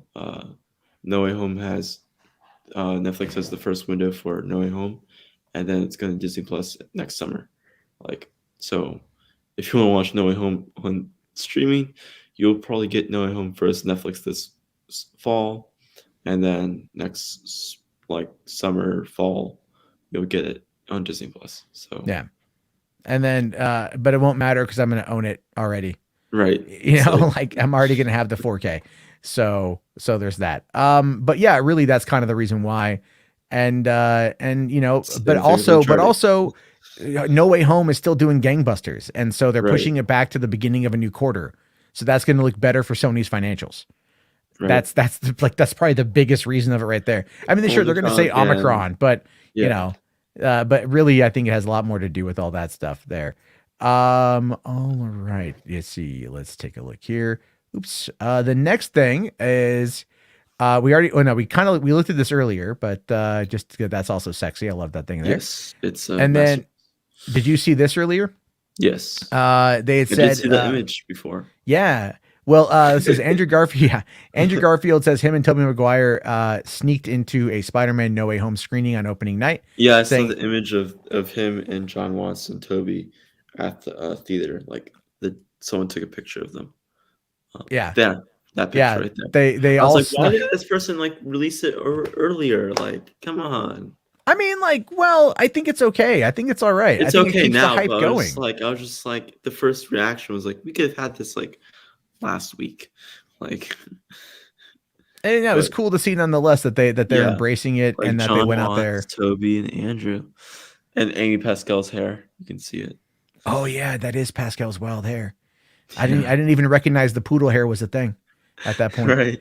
I didn't know what was I was going just on. like looking at there, I'm like, oh, stop! There's someone else right there. It's the Hocus Pocus Pascal, as Ty would say. Oh yeah, no, there's a lot. What I liked about this though is like a lot of actors will go into these screenings. Yeah, You know, in and around LA, they go to like opening the night, and Russo they don't always brothers go. sneaked into But like well, the and they don't go to where you think they would go. Like they don't no go to the Burbank. They don't go to like the ArcLight. They you no. know. Well, okay, so I know the places that they go to, and I obviously go on Thursday, so obviously I would miss them on the Fridays they go because they go on like the afternoon, early evening showings on Fridays, and I know like some of the locations that they'll go to. Like I know like 3 locations, but I will never go to this because I'm not the person to be like I'm going here just because of them, and they'll take a picture with them after. I'm like, okay, I'd rather go experience this movie by myself or with people. Yeah. And then if it happens to be that Toby and Andrew went to the same showing, cool. I'll take a picture with them if they wanted me to. Well, I mean, that would be cool. I would freak the hell out if I saw them, right? If it was like, if I mean, if, you know, I'd be like, oh my god, like holy shit, you know. I think what I would probably do is just I'd be like that I'd probably be a little bit of a bastard, and I would just be like, Seabiscuit ruled, you know, or like, why the fuck weren't you narrating Boss Baby 2? Toby, you bastard. I actually probably would ask him that too. Like, you know, I noticed you were missing from Boss Baby 2. And why, Toby? And then I'd be like, get that weird look. Like, the fuck are you saying? Get away from me, you fucking weirdo. But that's what I would do. Anyway, I like this story. It's to me, this is a feel good story. This is a feel good one. I really like this. And I'm very happy that we got it. And okay, Caden will be back in a couple minutes, but that's all right. There is an important one here to address. Benson, 5 pounds. Thank you, buddy. It says here, hey, dude, still here and still fighting. I watched The Tender Bar on my phone, LOL. Beautifully crafted film, and Affleck was fantastic. Thank you, Mark. Appreciate that. For those of you guys who don't know, Mark is battling COVID at the moment, and he's doing what he can to kick its ass. So definitely send good thoughts towards Mark. I know that it's got to be a tough situation, you know, going into that, and we're all pulling for you, buddy. So you know what? I hope you're good, and I hope you get a kick out of these streams, keep you company while you're in those situations. So thank you for that. And then also HR's here for $5. Thank you. Says, you see, Cuck Carlson bullied Ted Cruz into saying that the Capitol riot was not a terror attack. I mean, yeah. I said this on Twitter yesterday that it's very interesting how Ted Cruz or how Tucker Carlson holds so much fucking power over our legislative body. It's crazy, man. It's all the hug box at fucking Fox, you know. I did see that. That made me laugh my ass off. Not necessarily the right stream for it. Never mind the fact that we were going off earlier about the human rights of young boys, you know, and how those get kind of left behind in some cases. It's been a very interesting night here on Hollywood After Dark. That's what I craft. You never know what you're going to get. You never know the conversation. But thank you very much for that, H. Bartz, and Mark. Of course, please feel better. We want to see you around for a long time. There we go. Oh, Geeks here says Boss Baby the series is my favorite show. Whatever, buddy. And then Brandon here says, I'm going to go to sleep night, guys. Thank you, Brandon, for coming on in. Have yourself a great night. Get some sleep. Let's see. Momoon says he wasn't in Boss Baby 2 because he didn't want to get shot by Alec Baldwin. Oof.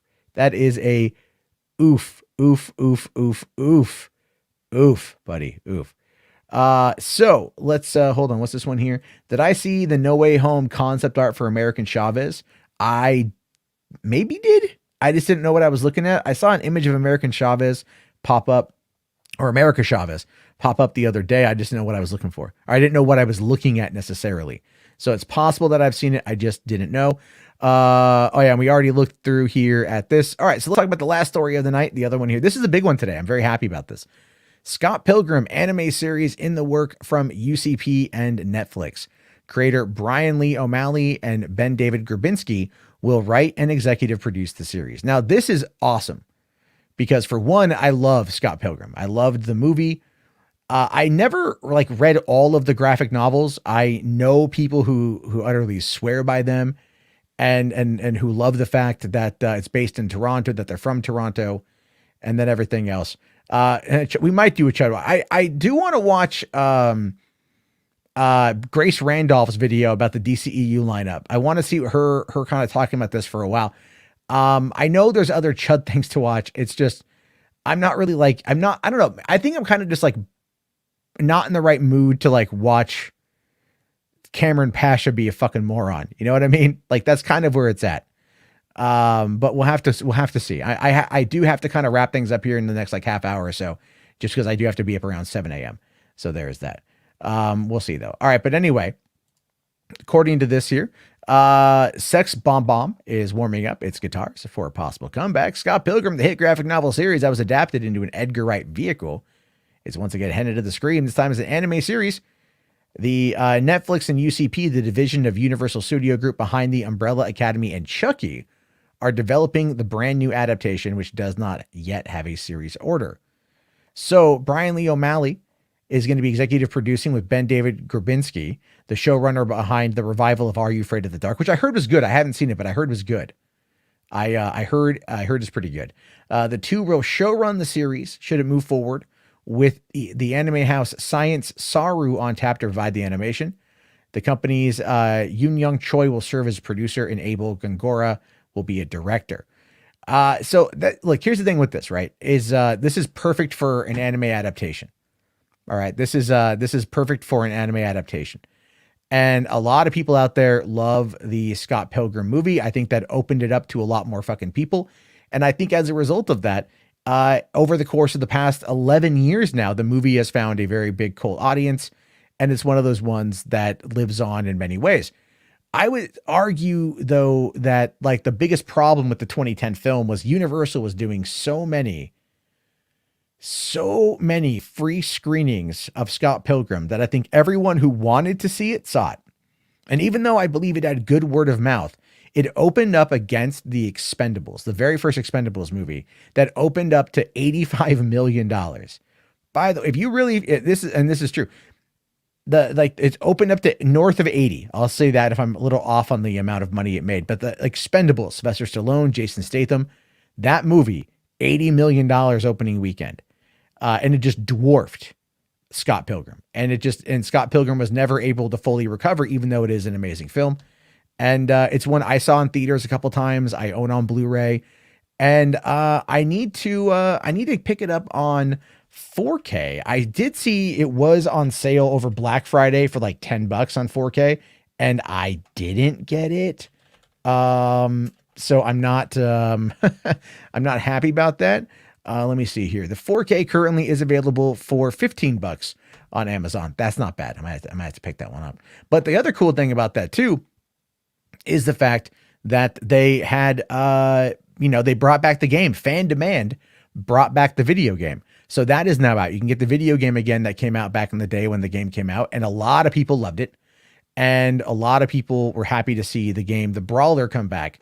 So I do think there's a lot of love for Scott Pilgrim that has grown over the years. And look, anime on Netflix does pretty well. Look at Arcane, right? Look at how popular that is. Maybe anime adaptations. Maybe not do that. Maybe not do anime adaptations. Maybe just do something adapted to anime. I was talking about Avatar today, and I was like, I do have faith in that, honestly, because a lot of the source material they're pulling from there are just pulling from the animated series. They're also pulling from the comics, like the prequel comics and the sequel comics and stuff like that. So, I mean, and also like the really only reason why the creators left was due to budget reasons. But other than that, like I'm still looking forward to it, because unlike Cowboy Bebop and Red Death Note, and those two have like a 10 to 20 year build up to. Wow, this is just like, if you think about it, like 5 years ago was like when they stopped doing reruns for this, and so it's like, while Cowboy Bebop has been off the air for like 10 years. So Oh, it's like, really? I mean, honestly, yeah, I know it's on. I know it was on Hulu. Now it's on Netflix. like off the TV, live TV air. Oh, okay. But yeah, so it's like there was like build up to that, you know. While Avatar, I think it's gonna be fine. Honestly, the cast is fine. I think, you know, the creators leaving whatever. You know, they have good people heading it on now, so looking forward to it. Yeah. Well, I Honestly. mean, like, you know, I have a feeling, you know, I mean, I'm hoping, like, I hope for the best. I hope for the best Yeah. and all that stuff. I know, like, I know a lot of people are going to be worried about the live action anime adaptations of these things.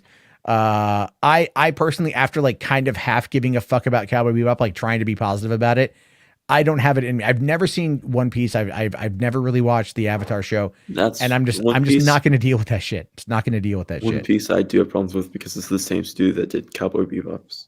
So that's Yeah.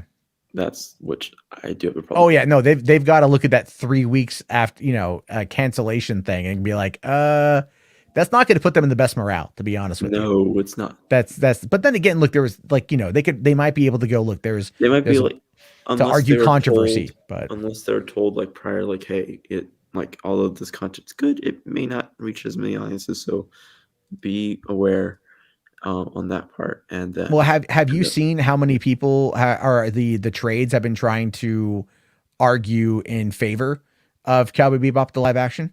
They've been trying to No. like, yeah, I've seen like the Hollywood Reporter put out a couple tweets that were kind of like really kind of like heavily, you know, like, oh, it led the digital conversation. Oh, it did this. Oh, it did that. Oh, it did this. Oh, it did that. And it really did like a lot of stuff to where a lot of people were really a just lot of kind of people. like they were trying to I think they're trying to make it out to be like bigger, maybe I don't want to say maybe bigger than it was, but they're trying to play it up as being something maybe Netflix should reconsider. Like there's even a petition to like to save it. And it's got like I forget, like maybe 10,000 signatures. I mean, that's not enough though. I mean, obviously that's not enough money or not enough people to give into it, but it's definitely going to be interesting to see how this stuff plays out. That's one of the reasons why I'm just not like, you know, I don't care. Yeah. I just don't care You're about not it. phased by it. I'm not phased by it. Like, I mean, don't get me wrong. When I saw the headline that Cowboy Bebop had been canceled, I felt bad. I felt bad because I thought that I liked the editing of it. I thought that it was definitely zany. From what I saw, I enjoyed of it. But at the same time, you know, what you have is a group of people that were like actively trying to attack the show before they had even seen it, poisoning the public discourse. And I don't know if that had anything to do with it. I don't think that it ultimately did. And because with how many hundreds of millions of people have Netflix and the smaller audience that these guys, I mean, even with the hundreds of thousands of audience that they have, comparatively speaking, it's, you know, it's nothing, right?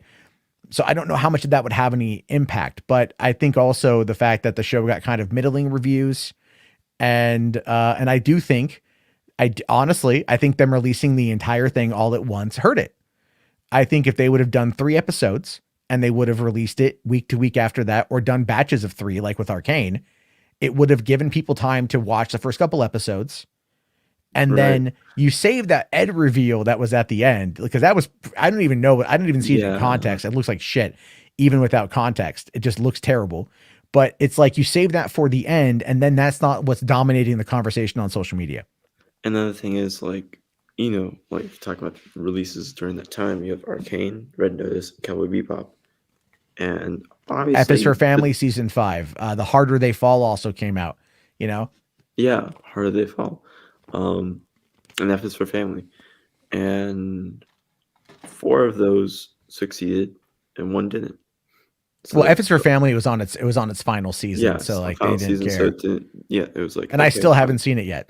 Like I still haven't seen it. And I think F for Family had a pretty good numbers for it. I don't know the numbers for it. All I know is it's the reason why I haven't watched it yet is I'm just not ready for it to be over.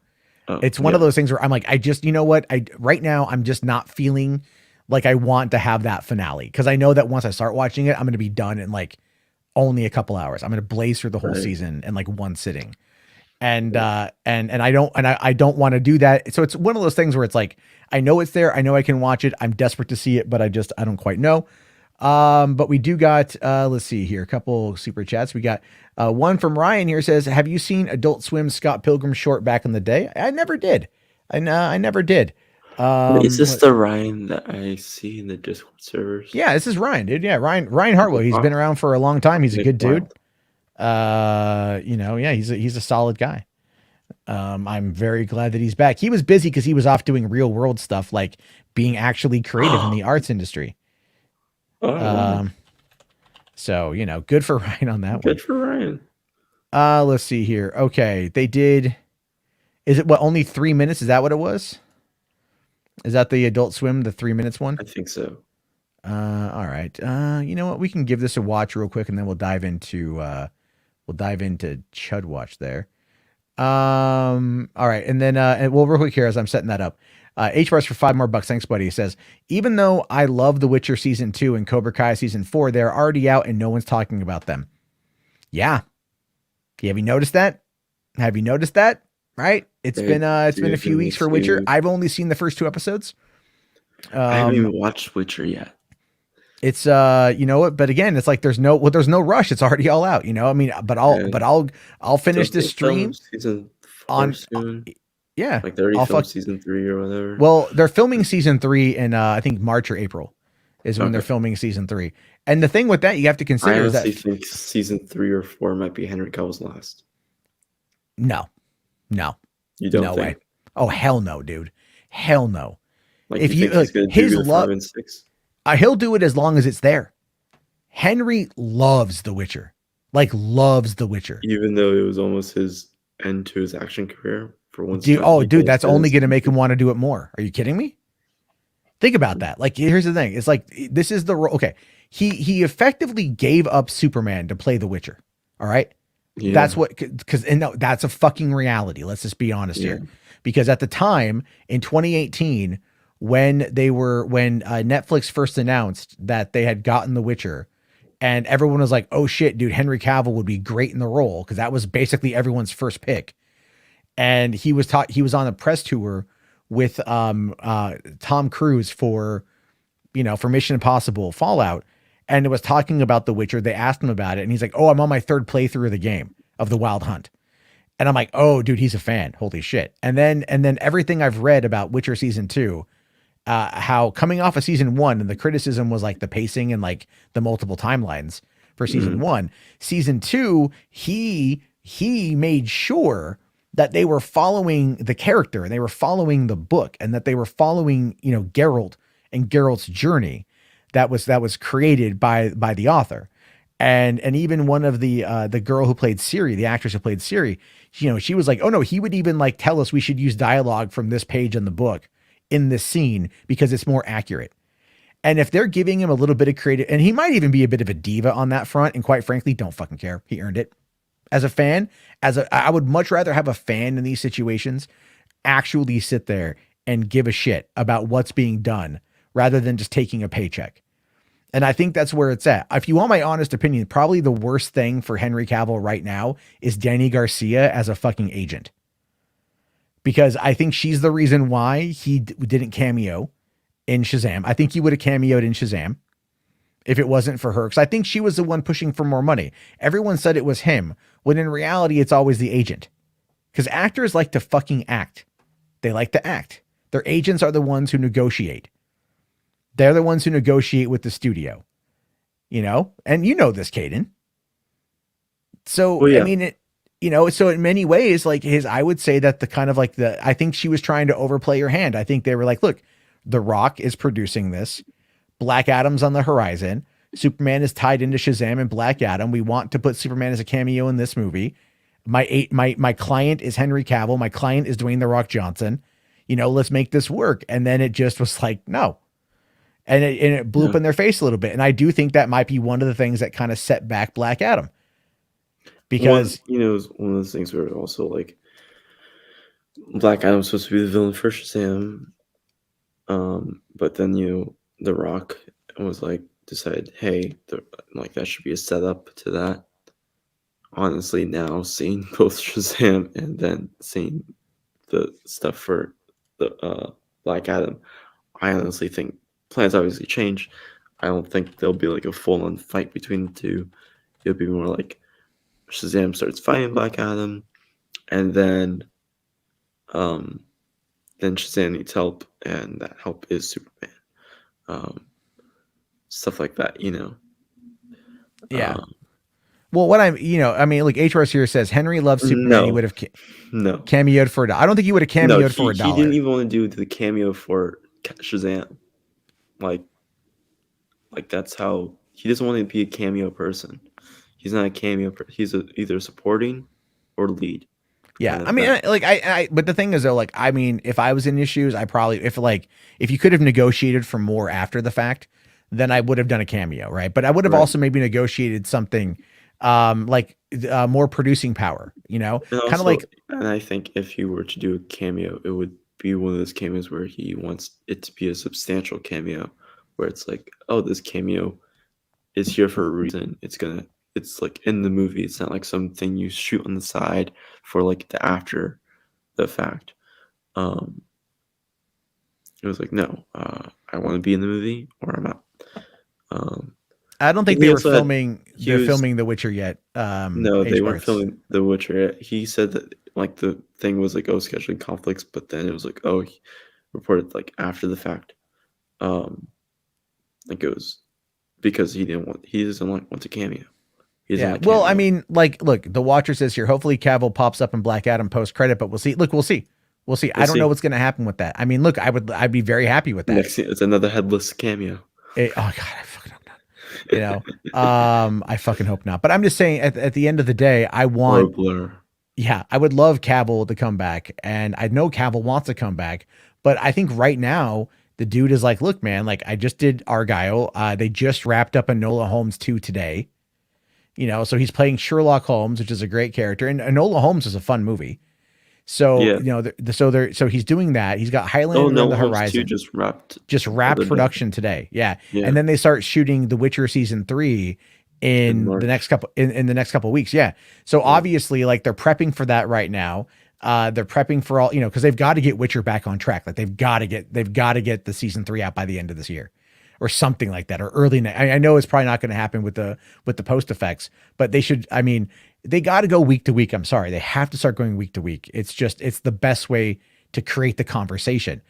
And Right. and I stand by that. And I know people out there like, no, binging is the way to go. I'm like, no, you're lazy. That's all it is. You're lazy and you're fucking like and I like how you're Arcane impatient. did it. I like how Arcane did it. You release in 3 parts. You release the first 3, then the next 3, and then the next 3. The Yeah, last 3. exactly. Or just release it like how they did Hawkeye, and how they're probably going to do She-Hulk, where it's like, or whatever, or Peacemaker, I mean, with the first 3 episodes. Well, and not then- only that, but they just had the teaser today for The Boys season 3. Right. And that show, the first 3 episodes drop in early June, and then the finale will be mid-July, I think. And I think that's going to correspond right with Comic-Con, probably. So, and if Comic-Con, if Omicron is under control, or we have more people boosted up and whatnot, then that's going to, maybe do better. Who knows? I might go get my booster tomorrow. My girlfriend needs my help for something in the morning. And then I'm like, I go get my booster afterward. And she's like, it fucked me up for 3 days, and I'm like, I don't know. I mean, I should probably do it now if I'm taking the rest of the week off of driving. So there's that. But H. Bart's here says he needs more creative input for season 3 of Witcher. No spoilers, but huge changes happened. Also, he was disappointed with a bit with this season. Was he disappointed? I mean, like, look, the way that they shot it, he was also injured. He was injured, and there was a bunch of delays, and obviously, Yeah, because he said himself that there was an injury that he had during season 2 filming, or season 3, or whatever. Yeah, season 2. Honestly, I can't remember seasons anymore. Whatever the current season is, when filming that season, he had an injury that he said if he heard it even worse, then it could have ended his action career. But good thing was that he was able to heal up real fast and then film it go back to filming. yeah. So- Well, I mean, that's kind of the whole point with it too. Is like, I think at this point he is in a position where it's like, okay, he's healthy, All right, they're taking more precautions. You know, Yeah. they're going to shoot it. They know what they want to do. He's probably has a bit more input on it, and you know, because season 1 they were getting their footing. Season 2, COVID. You know, Yeah. And they had to deal with all that and the injury and the shutdown. So now they're going to have to get their groove again, and I think they're going to give us something really great. You know, I'm very excited for this one. Let's see. Kira says here, I have a lot to say about this, so maybe for another day if Jarbo takes calls, but I know we're closing down.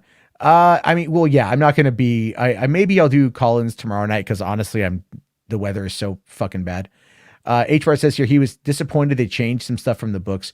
The problem, this is the thing with adaptations. Adaptations are very hard to do, because certain things just do not translate. You know, certain things just don't translate. But what I did enjoy about the first what I've seen of the new season of The Witcher was that it tied into the Nightmare of the Wolf animated movie, which I really, really liked. You know, and so I'm curious to see what's going to happen when they do that fucking kids show, the Witcher kids show. Do you hear about that? There's a Witcher kid show. They're doing a Witcher kid show. Interesting. Yeah, because it's like, dude, the popularity of The Witcher, like, again, when the first season came out, the books shot back up to the top of the charts. The game Wild Hunt shot back to the top of the charts. Witcher season 2 comes out. Guess what happens? Same fucking thing, right? So it's like, while no one is talking about it, all right, like, while no one is talking about it, there is definitely a situation where people are paying attention, you know, and it is having an impact in a way where you can see verifiable sales. So, and verifiable interest is rising. All right. See, the dog agrees. H-Bar does say, I like week to week speculation. Damn straight, man. Like I've been, you know, I'm don't get me wrong. I want to dive into the Book of Boba Fett. I don't want to fucking wait for what's going to happen, but I'm okay with that. Like, I'm okay with waiting. And I think that it's something we need to get back to a little bit. Let's see here. Sadly, no toss a coin to your Witcher this season. Well, that sucks. That's pretty good. Hold on. Wait, it looks like, I don't know what's going on, man. I'm sorry here. Let me see. Let me see if I can copy that. All right. There we go. Try that one, Reed, and see if that link gets you on in there. For those of you who are watching this at home, if you want to try to join the Discord, there is the link right there. But let me bring up the this for a second. We'll give this a watch. And okay, I just want to make sure I've got all of the super chats marked so I know exactly. Okay, cool. We're up to date on that one. So, all right. Okay. Let's give this thing a check out and we'll go from there.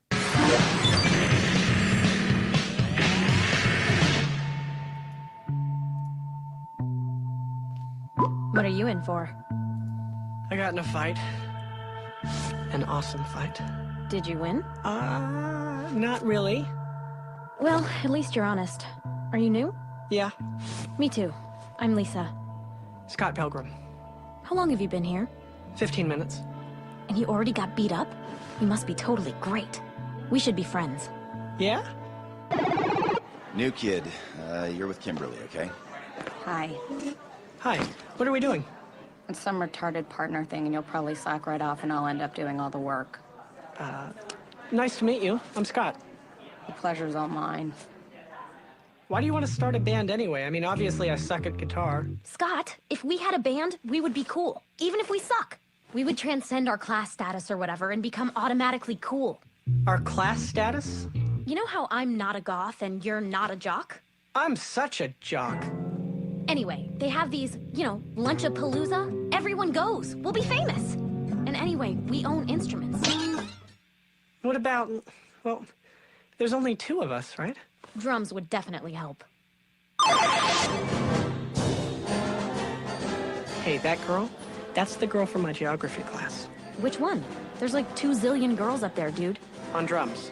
She totally can play. She totally is hitting those drums with those sticks. Yeah. Well, I'll get her some eyeliner. I think I like her. What? Kim P. You like her like her? You barely even know her. I mean, I'd like her to join our band. Did you ask her yet? I'll ask her on Monday.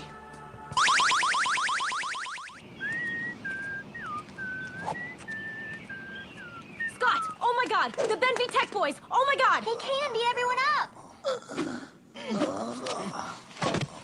Wow, what a great day to miss the bus. Scott! They kidnapped Kim!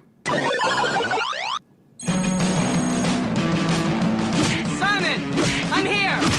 Olympia! Where is he? Where's Simon Lee? He's on the roof! Kim! Let her go, Simon. I've defeated all your evil bosses. You're finished. Took you long enough. Scott, this sucks. This is the best St. Joel's could muster? That's not what your mom said last night.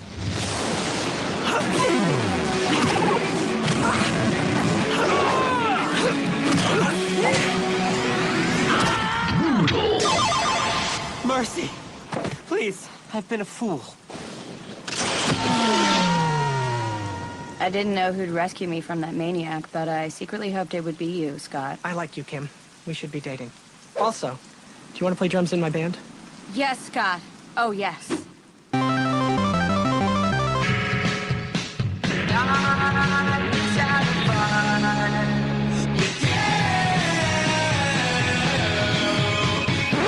You're moving to Toronto?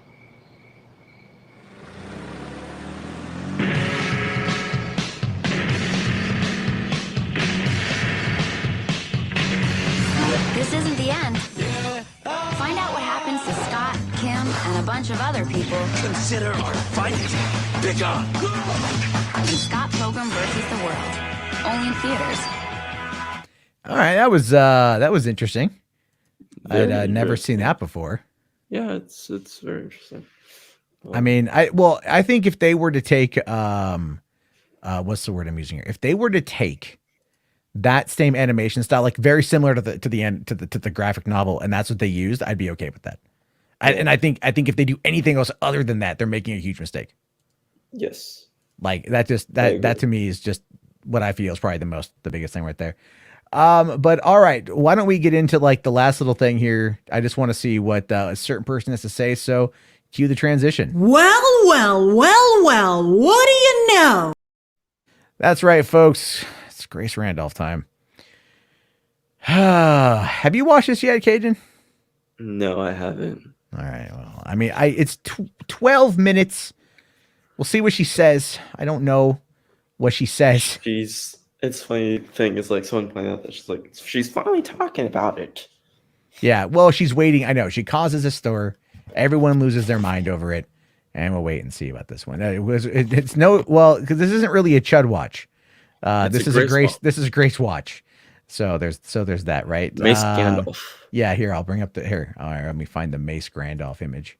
There we go. Mace Gandalf presents. Okay, let's see what she has to say about this. So, I was going to say this at the end of the video, but I'm going to say it up front too, and that's please be nice and constructive in the comments down below, because raging against the machine ain't going to change the machine. And I think that you, of course, can vote with your ticket money, but these things are still going to happen. I mean, I think now there's an argument for what's going to happen after these movies. I'm going to break it all down for you. Don't worry. I'm going to keep it real. I'm going to keep it real and also realistic. All right. So, yeah, the DCU is set for a very memorable 2022. So, yeah, they're not as prolific as the MCU. We keep saying soon they'll be as prolific as the MCU. It's tough. But what's going on right now is that the DCEU is mid-pivot out of the Snyderverse and mid-merger. But the merger is not going to be the thing that many of you think it is. Now, obviously, because of the multiverse system that Walter Hamada and company trumpeted at the first DC Fandom, nothing has ever truly gone when it comes to DC movies. But don't let that give you DC movies and streaming. But don't let that give you false hope either. I mean, it's more of a never say never situation instead of, oh, it's going to happen real soon.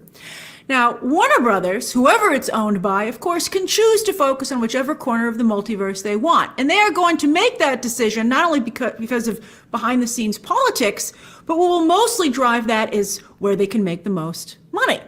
And remember, Warner Brothers is always motivated by what will make them the most money. And so if they're not doing something, you should think about why maybe that is. All right, so anyway, yes, Discovery is coming in as... But it's clearly a move against Zach, you guys. Oh my God. That's what some people are going to say, you know that. But she's right. Warner's is going to do what is going to make Warner's the most amount of money. That, and also to help them, you know, actually make their path, you know, more clear. Well, I think they need to find their path again. I think they've lost it. That's what I think with the Flash movie they're trying to do. I mean in general as a company. I don't even mean just as DC. I mean, like you know, the thing is, like, you know, Warner's I think deep down is still my favorite studio because they do trust, like, they do try to create like artistic endeavors, like, you know, like good movies, and they were like the home for a lot of these directors for a long time. And you know, you do one movie that's a studio film, and then they kind of give you your movie. It's quid pro quo. But now with the streaming war, it's like, you know, I think HBO Max is where we're going to see a lot of those kind of movies pop up. And that's unfortunate, you know, but it is, again, Netflix has been doing it already. And, you know, look at that new one. That was it. What's that new Sandra Bullock one? Unforgiven or something? Oh, which one? Not the Bird Box, but she just did a new one, that just came out. Oh, the new one that she came out. Yeah. It's called I think it's Unforgiven. Yeah. Unforgiven. Right. And like, that's already been like top echelon of streaming numbers. Right. You know, and like the Bird Box came out and did really well a couple of years ago. That was a big phenomenon for Netflix. Now they're doing like a Spanish remake. So, you know, yeah, it's oh yeah, they are doing that. Yeah. So there's a lot there. There's a lot. God, Spherical Man, I find her mouth a bit off-putting. Jesus. Oh my dude. God. All right, let's keep going. As the new owner of Warner Brothers, and they recognize what a moneymaker DC is for them, as David Zaslav has said publicly, which many of you like to point to. But it's most likely that Discovery will want to bring in their own people who will tell their own DC stories rather than revisit the drama of the Snyderverse, especially with talent unwilling or unable to come back due to very public friction with the studio. I think it's reached a point where it's not just with the people who are running the studio right now, but with the brand. Some fuck yous are just too great to recover from, and we should focus. Sorry.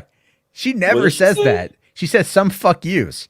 Wow. I don't. That made me perk up. Before. Yeah. I was like, wait, what did she say? That's not very Penske media friendly there, Grace. What are you doing? Look at this. Look at this here. The bat. Like, I know. She's like, let me curse, but let me not show the full image. Yeah. God forbid a woman gets her muff doved on, whatever you want to call it.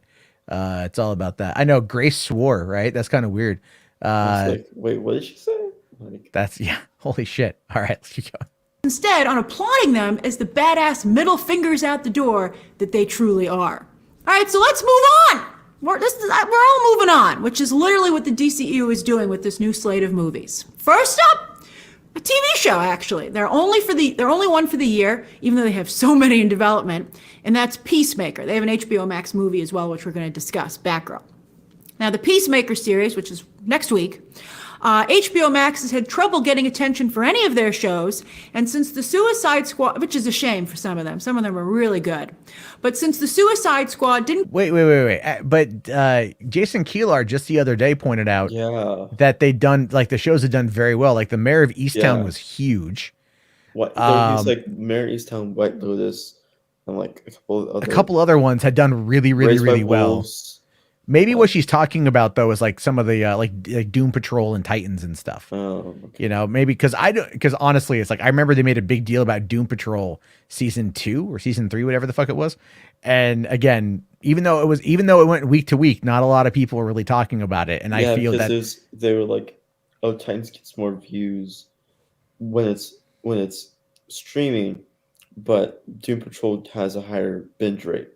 So it's like, oh, okay. So it's like, so people don't watch Doom Patrol as much when it's out streaming, but then when it's out on people like to binge it. Yeah. So, and then I think people like to follow along. But I really do feel like if they took a time and they actually created a marketing campaign around the week to week conversation, that would do well, because it did well for The Walking Dead. The Talking Dead spawned a shitload of after show discussions. Like what was it, like Talking Thrones or whatever, or like you had the Breaking Bad after show, and there was I think even like a Star Trek Discovery after show that was hosted by, no, it was like After Picard, I think, that was hosted by fucking Will Wheaton or Like the something. CW did that with all their big crossover events. They like had like a big after show. Yeah, people. I mean, like the half-hour after show is perfectly fine. I think the Talking Dead, when it went to like a full hour, just killed the momentum. I like Chris Hardwick, but goddamn. Anyway, let's keep going. Didn't quite land with the mainstream, there isn't a lot of hype or hope for this show. Although, to be fair, it is very well reviewed so far. Gunn can't help himself with tasteless jokes, especially when he's given free reign, and involving kids once again. I can't believe that nobody was like, excuse me, maybe we should make a little change. And it seems that Warner Brothers changed their minds about letting him play with any, or just said no about letting him play. Like they know that Peacemaker's not this hero that you're supposed to be like, oh, he's saying a funny joke. No, Peacemaker's a douchebag who says unfunny stuff. People should know this by now. Like, if you have a problem with it, then don't watch the show. And don't complain about it. Like, geez, move on. Like, god damn, I don't, it's like I see like 5 tweets about it every single day. And I saw like 2 tweets about it from one person. And you know who. But I'm not going to say who they are. But you know who it is. Oh, I know. And I was just like, you don't understand. like you criticize him in Suicide Squad, and you're criticizing him now. But that's what they want you to do. But you're acting like that's a bad thing. But they want you to do that. Oh, I know. All right, let's keep going because we're making good progress. Play with any big DC characters for guest stars.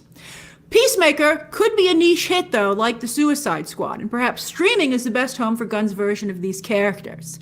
I think the bar is very low for an HBO Max hit, and Peacemaker could meet it. Now, movies. As I said, we're making a big pivot here. With the new Justice League forming, I've heard that the movies need to be released in the following order: Shazam! Fury of the Gods, The Flash, and then Batgirl.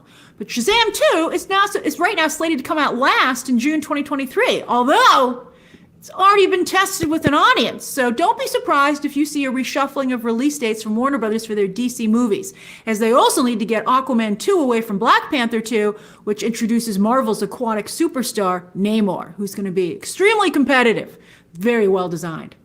So as I tweeted New Year's Day, my most viewed tweet ever with 2 million impressions, talk about a truth bomb, is that The Flash is Ben Affleck's final appearance, which, in the last day or so, he confirmed. Affleck's huge support for the Flash movie, which means support for Warner Brothers, underscores my reporting. And something, again, you should take note of. You got to read between the lines here, man, because this is a very tense situation where very few people are going to come out and say anything because, again, it's been made so political and so dramatic. Exactly. Sasha Calle's Supergirl and Michael Keaton's Bruce Wayne are shifting over to the main DCEU by the end of the Flash movie. Henry Cavill's Superman, which I've told you will be seen only on TV screens in The Flash, will be replaced by Sasha Calle as the DCEU's new Superman character.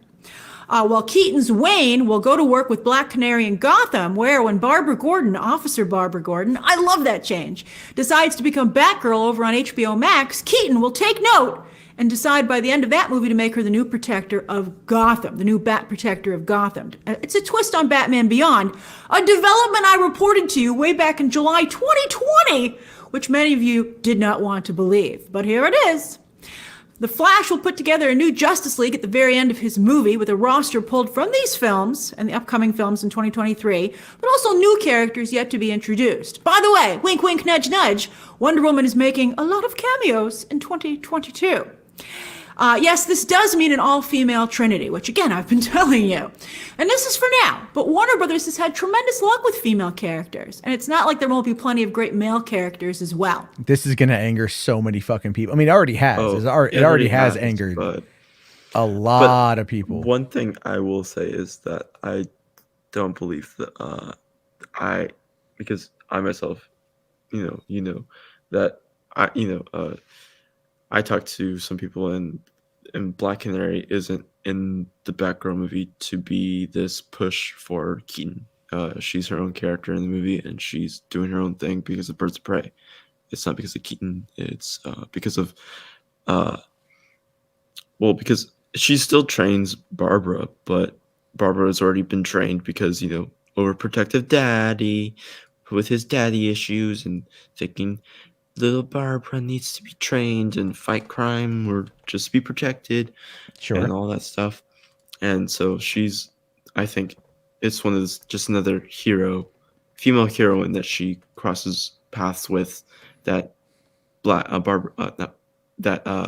Diana takes look at, and also the villain I hear reveals something about Black Canary's past that Black Canary has to investigate in her own movie.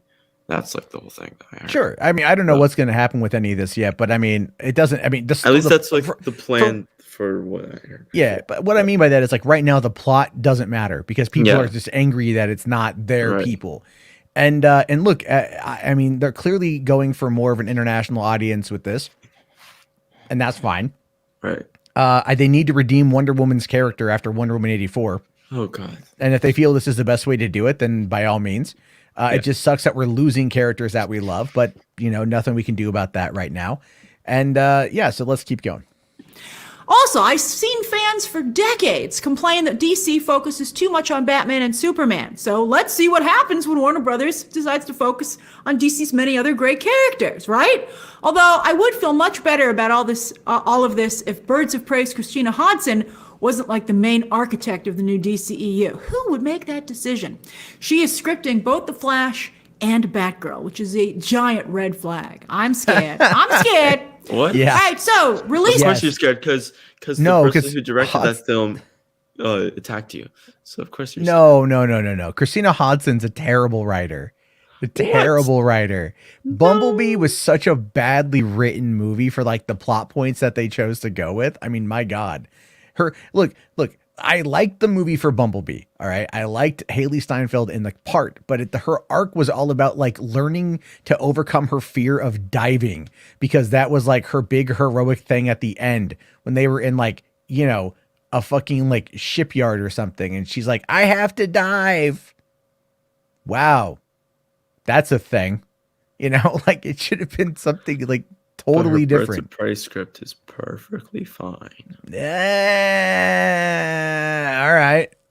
I mean, Zaslav got kind of fucked over. Not Zaslav. Victor Zaz got kind of fucked over as a character there. I don't know.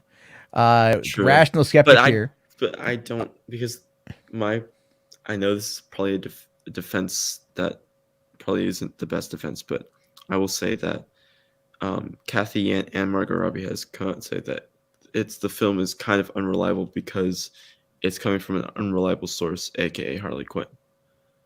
So who really knows what like the true events of I'm sure those events happened, but it's an over dramatized version what was told to us.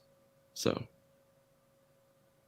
yeah, well, we'll have to wait and see on that one. Yeah. And then Rational here for $5, buddy. Thank you.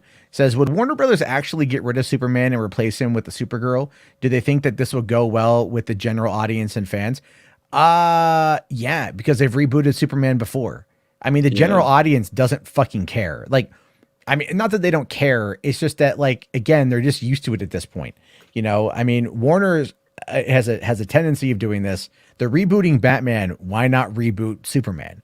That's kind of going to be your general logic for a lot of people.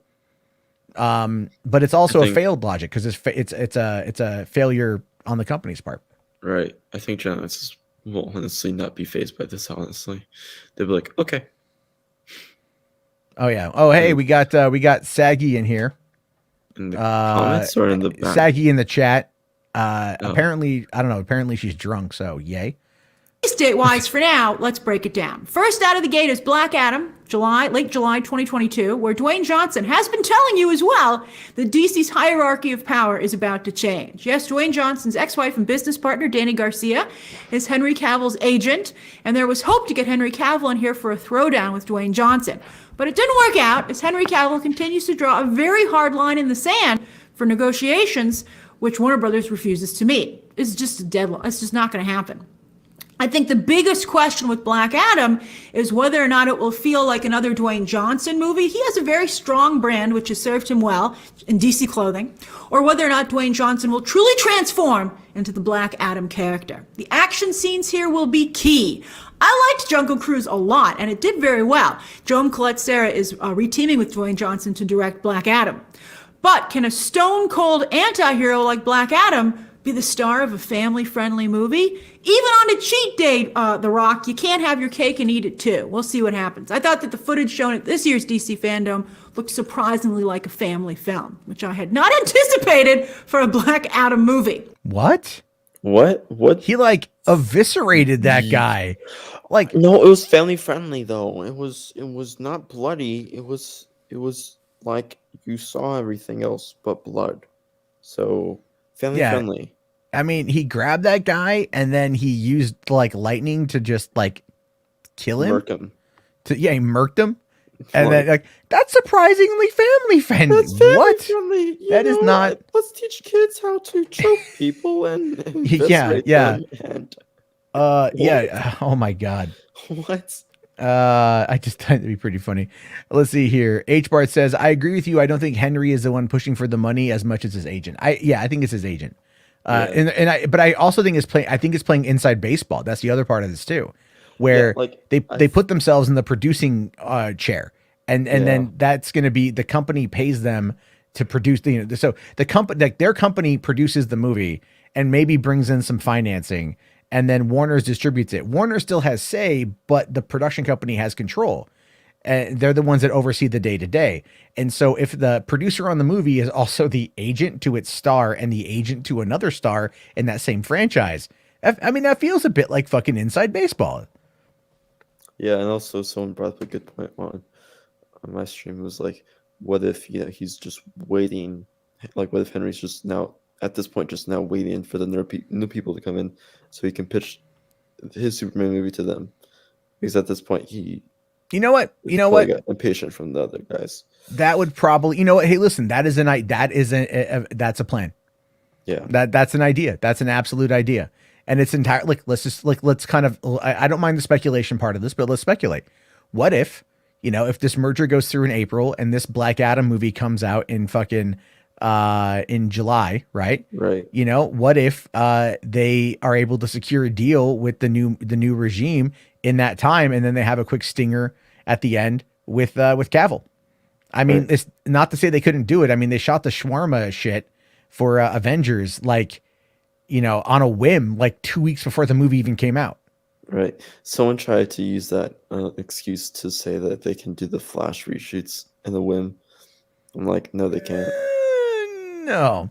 They already filming Batgirl. That means they're going to reshoot some of. Probably a lot of stuff from Batgirl if they're gonna shoot some stuff from the Flash.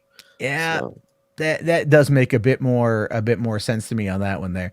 H Bart's here also says, I hope Cavill cameos. Yeah, me too, man. Me too.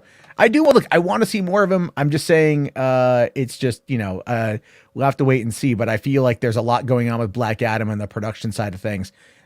Given who's all involved, that just kind of keeps raising. Hiram, Andy. Yeah, and I think I don't know if I mentioned this to you, but have you noticed that they're trying to make Hiram like the new super producer? Yeah, you're saying that to me. Yeah, I think last night's stream. Yeah, it was just it feels kind of weird. Like how Hiram Garcia wants a Kingdom Come movie.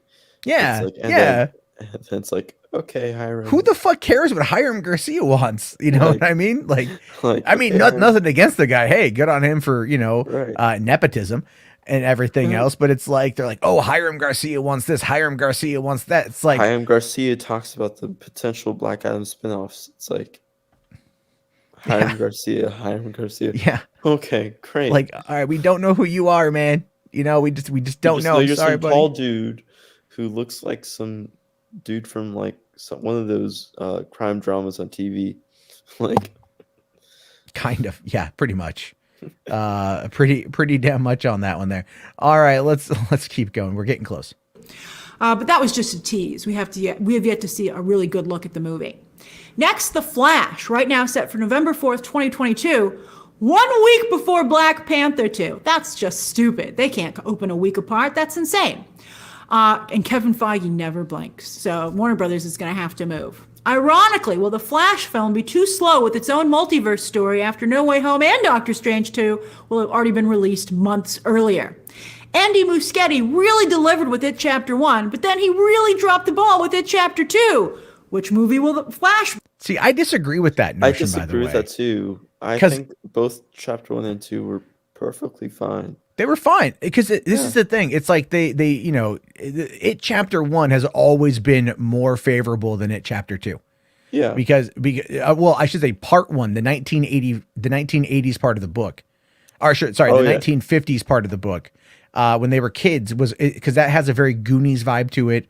Part 2 has a very as the movie does. Part 2 or whatever has a very controversial start. It does have a controversial start. Well, part 1 had a controversial end in the fucking book. Yeah, too. You know, I mean, yeah. If you don't know what happens, Beverly, they have a very interesting time with Beverly in order to get out of the sewers. And then of course them as adults, but they're all broken adults, right? When they're kids, they're all like wide-eyed and bushy-tailed, and they're just like, hey, we're kids and we're being fucked with by this clown, and it's really an interdimensional being, but we don't know that, but other people are dying and we got to stop it. And so it plays out like it's this, like it's a creature feature. And then the kids win. And then it's like, hey, the second part is 30 years later, this motherfucker comes back, and then they got to finish what they started. And so, but in those 30 years, because of its influence, they forgot it, but it's also negatively impacted their lives. So now they're dealing with all that psychological trauma and everything else from when they were kids. And it's like, dude, It Chapter 2 was good. I liked It Chapter 1 better, but I also view it as like Kill Bill Volume 1 and Kill Bill Volume 2. They're two parts of the same story. You can't separate them. I mean, although if you wanted, funny in this enough, case, it's because what made my experience with It Chapter 2 much better is because I went to Barnes & Noble after, and funny enough, it was like, I think it was like a couple months before or a month after. When's he announced to do The Flash? Fuck if I remember, dude. Sometime in 2020, I think.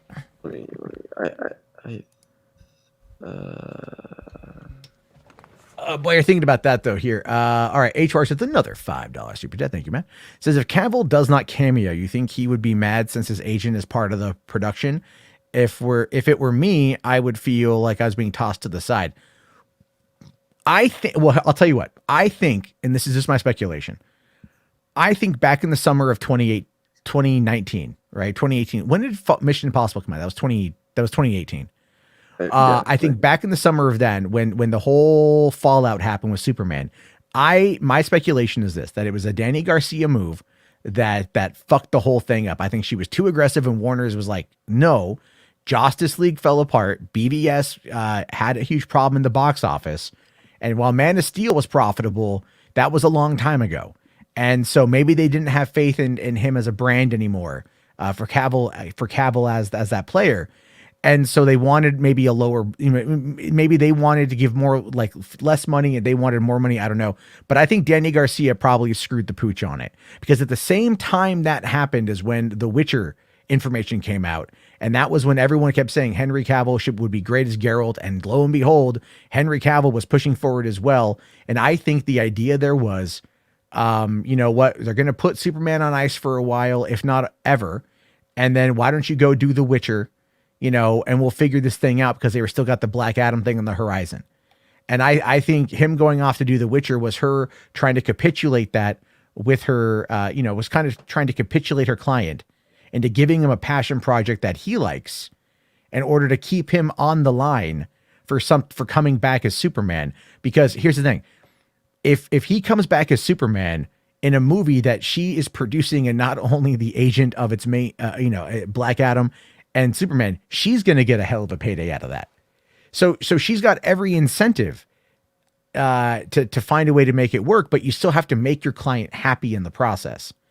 So Henry's like, I like to paint Warhammer figurines, and I like to play Mass Effect, and I like to, play these games. And he's like doing other little movies like Enola Holmes, and, and he's in this Argyle movie, so a lot of other things are taking him away from Superman, but I think they're waiting for the right moment to figure that out. But I think a lot of it is just going to be aggressive negotiating with the company.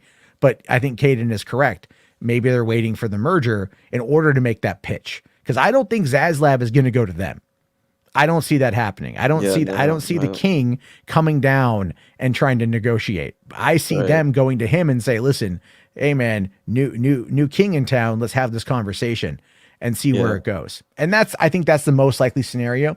But if Danny Garcia, I'll tell you this: if Danny Garcia, if she fucks up, like let's say she did, and I'm right, and I could be wrong, but let's say I'm right, and she fucks up again, I wouldn't be surprised if we hear that Cavill dropped her as his agent. And it's possible that after if this deal for Superman falls through completely, we might hear about that. Yeah. Going back to Andy Muschietti. So Andy Muschietti was announced to direct Flash in July, and It Chapter 2 came out in September of the same year. September I had a PSAT, and that morning. So then me and my friends went to go see It Chapter 2 after. So once we went to go see It Chapter 2, we went to Barnes & Noble.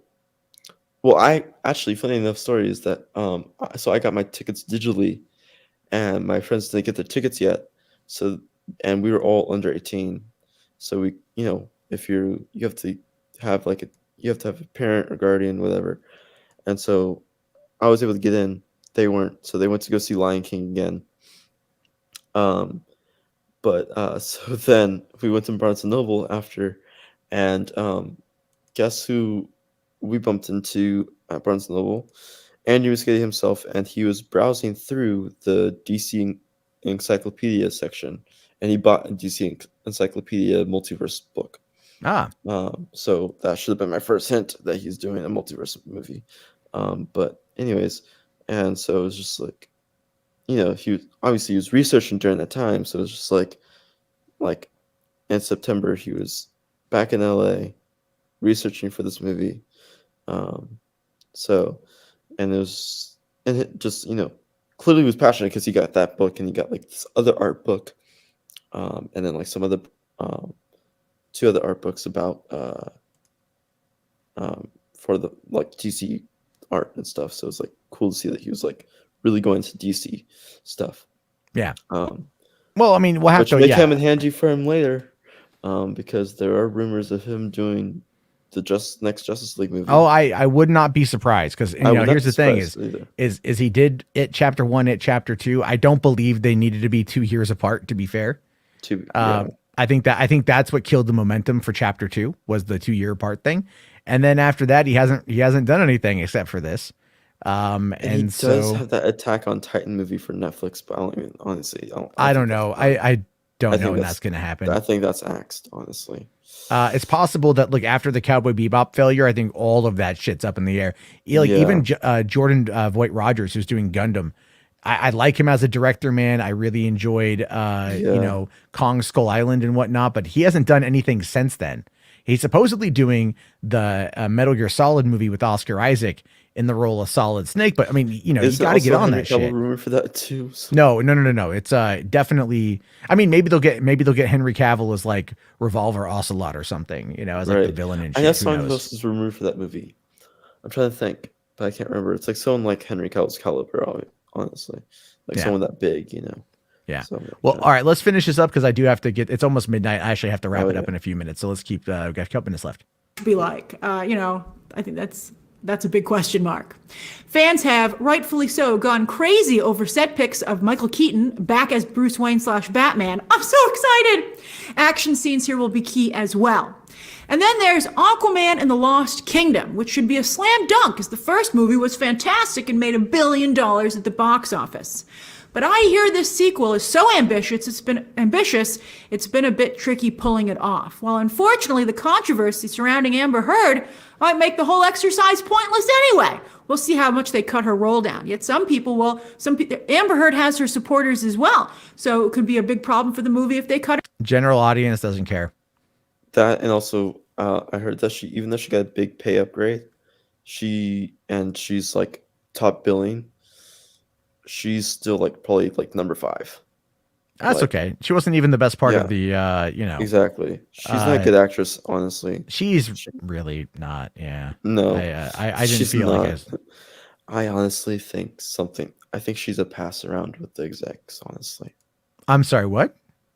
a pass around What? with the execs. Can you clarify that? I think she's passed around with the execs to, give them BJs and stuff.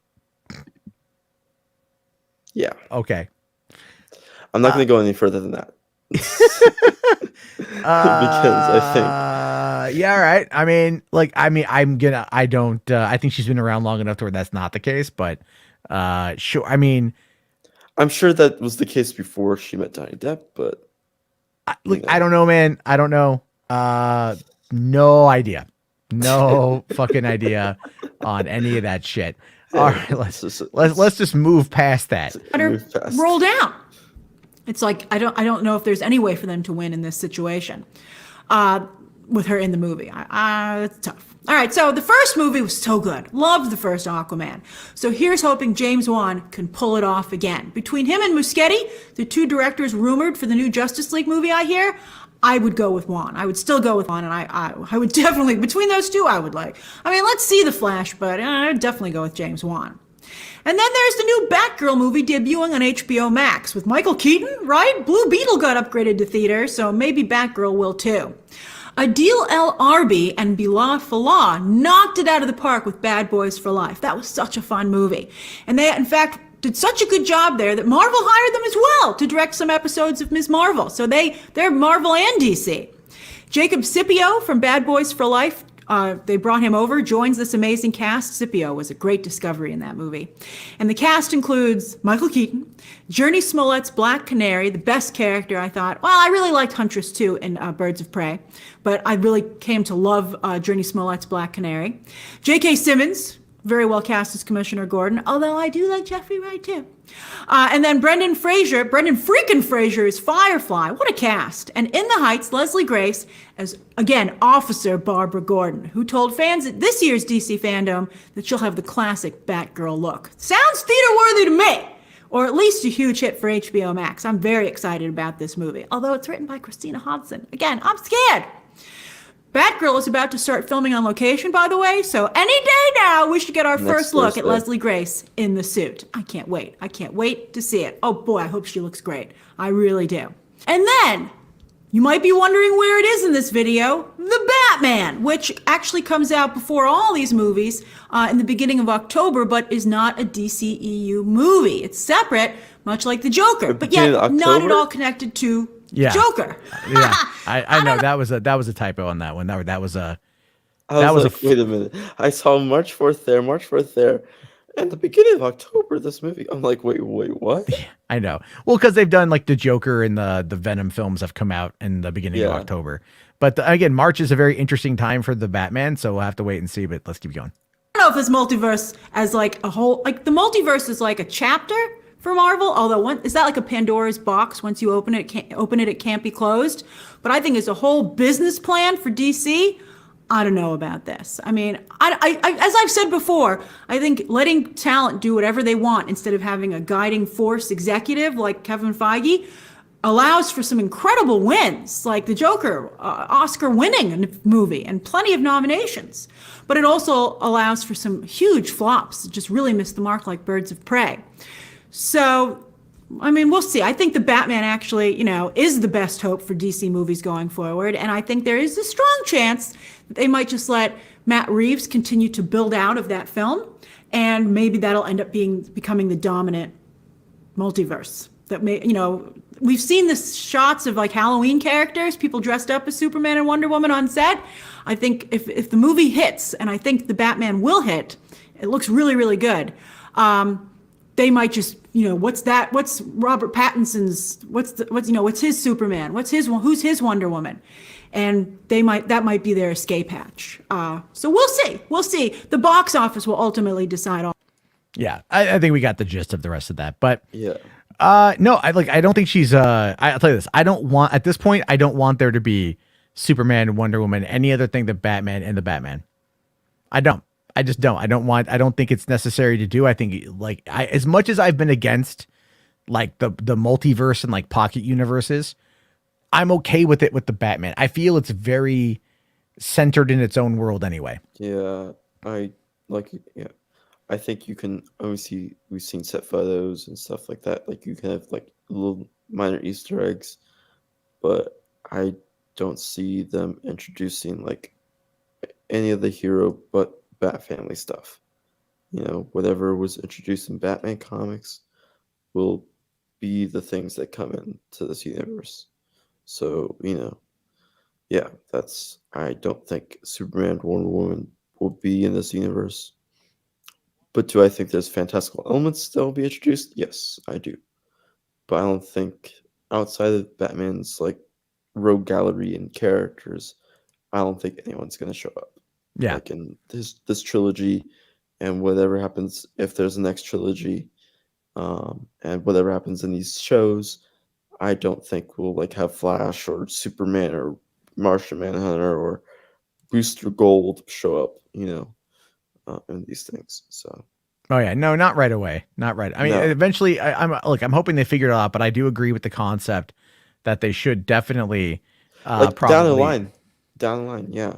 I don't. Well, here's the thing. It's like If here's the they thing want though. If this stuff doesn't start to kind of like play itself out a little bit better, then I think you're going to lose a lot of the interest. I think this is it. If you want my honest opinion, I think this is it. I think this year is going to be it. If they do not nail it, then it is the DCEU is done. I think the Batman's Right. going to be fine, but if Black Adam and the Flash fail to connect, and it's very possible that they might, because nostalgia doesn't do everything. It's very possible that they might. I could see it all kind of. I could see that being essentially canceled and then all just rebooted by the new regime. Because here's the thing, also with that too, is new regimes. They don't like to go backwards. No, They don't. like to go forward and have their own stories. Yeah. So, I mean, think about like that, right? Like in certain cases it can work. Like when Kevin Feige took over, for Marvel Television, they're finding a way to connect as much of the dots as they can with Daredevil and the Kingpin from those Netflix shows to the MCU, which is good. But then again, all of the X-Men movies and Fantastic Four movies that were over on Fox when they paid the $70+ billion for that is all going to end up being rebooted. So it's like, but, I mean, if they were to follow, what people want from DC, then it'd be like they would go back and they would get everybody to come back. I just don't see it happening. But I know, guys, we just hit midnight and I've got to call it a day because I've got to get to bed. And I appreciate everybody coming on in. Caden, where can they find your new show? They can find me at Little Big Studios, Studio Networks. Tomorrow we have a Big Bet podcast. So if you're into sports betting and stuff like that, that's at 10:30 a.m. I'm the producer of that. So catch Chazzy Cade and his buddy analyzing sports and stuff. And but my show is on Fridays on 4:30 PST, 7:30 EST on Fridays, every Friday on Little Big City Studios. And also you can find me at Pop Culture Corner, Driving with Jack, and you can find me also on these panels like on Jarbo's, Enosh's, and whoever else I pop up on. So yeah, he kind of gets around. I get around. So I might call a night though after today. After today. Yeah, there's been a lot of streaming. I think I've taken one night off in the past like 2 weeks. So I am a little bit on the tired side. However, I do appreciate each and every one of you guys. It's been a bit of a tumultuous week, a bit of a drama-filled week, but as always, I'm very happy that you're here. Thank you guys. I should be on probably tomorrow night because I don't know if I'm going to go out driving. It depends on the weather. I'll tell you this though. I got a text message from Uber Eats today, right? And they're like, "We haven't seen you. You haven't used the app in a couple weeks. Are you having trouble getting back on the road? Is there anything we can do?" And I'm if you want to cause more global warming, yeah, sure. I'm like, we got hit with the snowstorm. I just got my car out for the first time in 2 weeks, and she's like, "Oh, okay, thanks. Good luck on the road." And I'm like, Are you fucking Like, fucking serious? What? Are you fucking serious? You text message me and you're like a real person to like ask me why I haven't been on the road Why to like haven't you been deliver on the road, Jarbo? yeah, these like $3 fucking orders that I ignore and shit. Like what the fuck? That just cracked me up, man. That's like pure grade A fucking capitalism there. But all right, everybody, go the fuck to sleep. I'll talk to you all later. Peace the hell out.